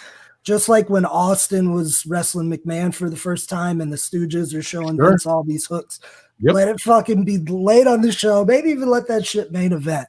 And Reba's got to go out there and legit fight Thunder Rosa, and we get some comedy. Is Reba, even after she gets the training, is she still like wide-eyed and scared? Or yeah, she don't know what the fuck she's doing. Or she's is she not a trained MMA fighter. Or no, does Britt have her head gassed way up like she's the fucking ultimate fighter, Reba? I think so. And then that quickly changes.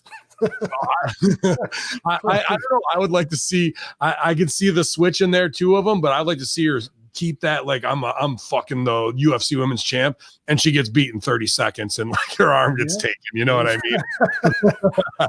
So it's something, and then Reba in a full arm cast with her arm out the side is fucking hilarious. And then either way, you can hit clotheslines with that all day long on people backstage. Please give me Reba and Rosa in this MMA match, and then please make Serena have to go to Britt to fix the chipped tooth, and her tell Britt, this was all your fault, right? And now all the world's meat. Sorry, right? Maddie, go ahead.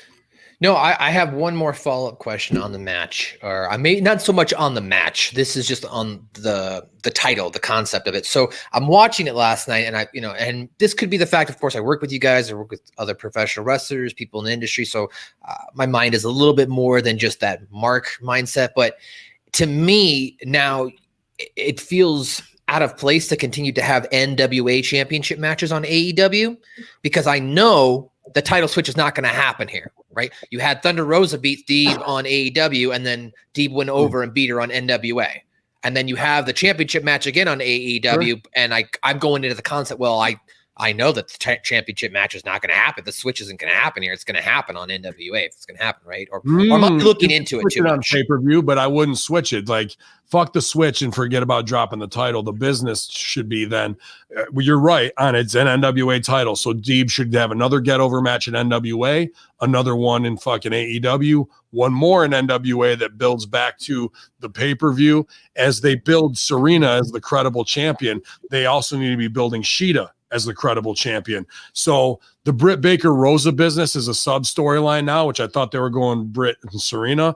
Now it's about building the quality of the champions. So now the 2 champions meet at the pinnacle, and I would do that in January. Okay. My simple answer, Maddie. Every once in a while, the title switches hands at a house show. So I think NWA and AEW are both smart enough to have that in their minds.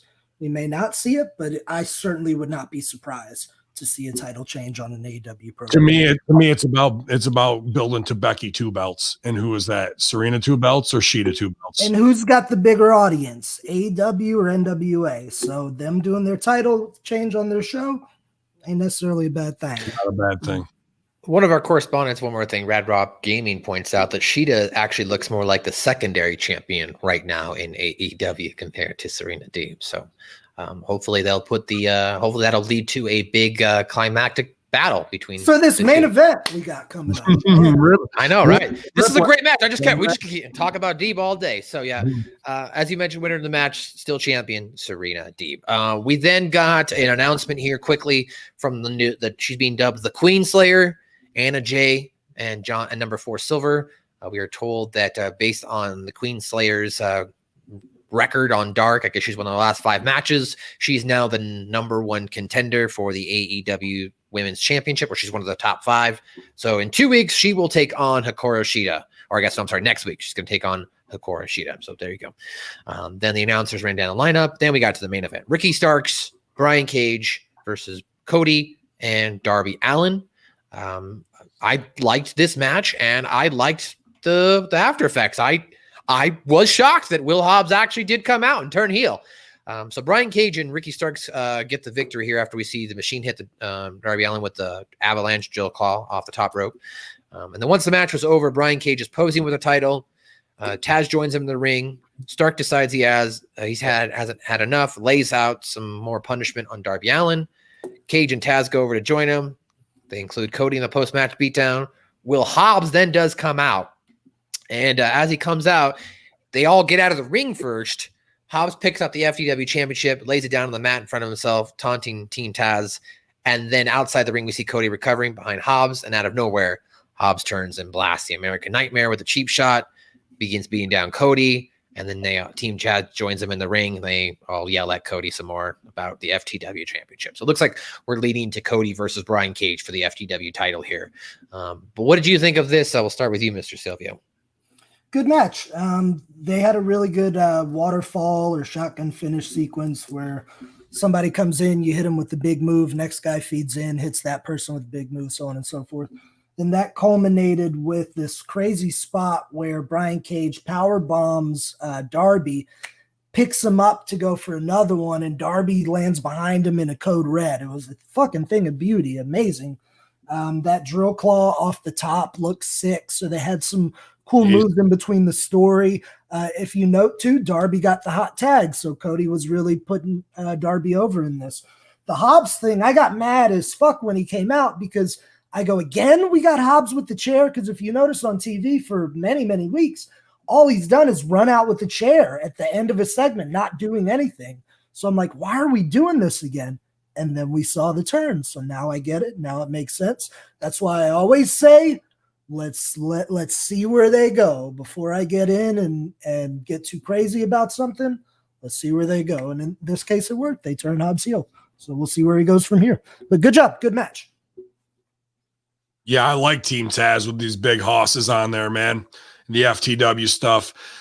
I just wish Cage would stop doing these flying knees and NZs and shit like that, man. It's just, it hurts me to watch because his power stuff is so fucking awesome. And you don't need to do nothing. I just think of Incredible Hulk, which I was a mark for as a kid, and he was never doing flying drop kicks and shit like that.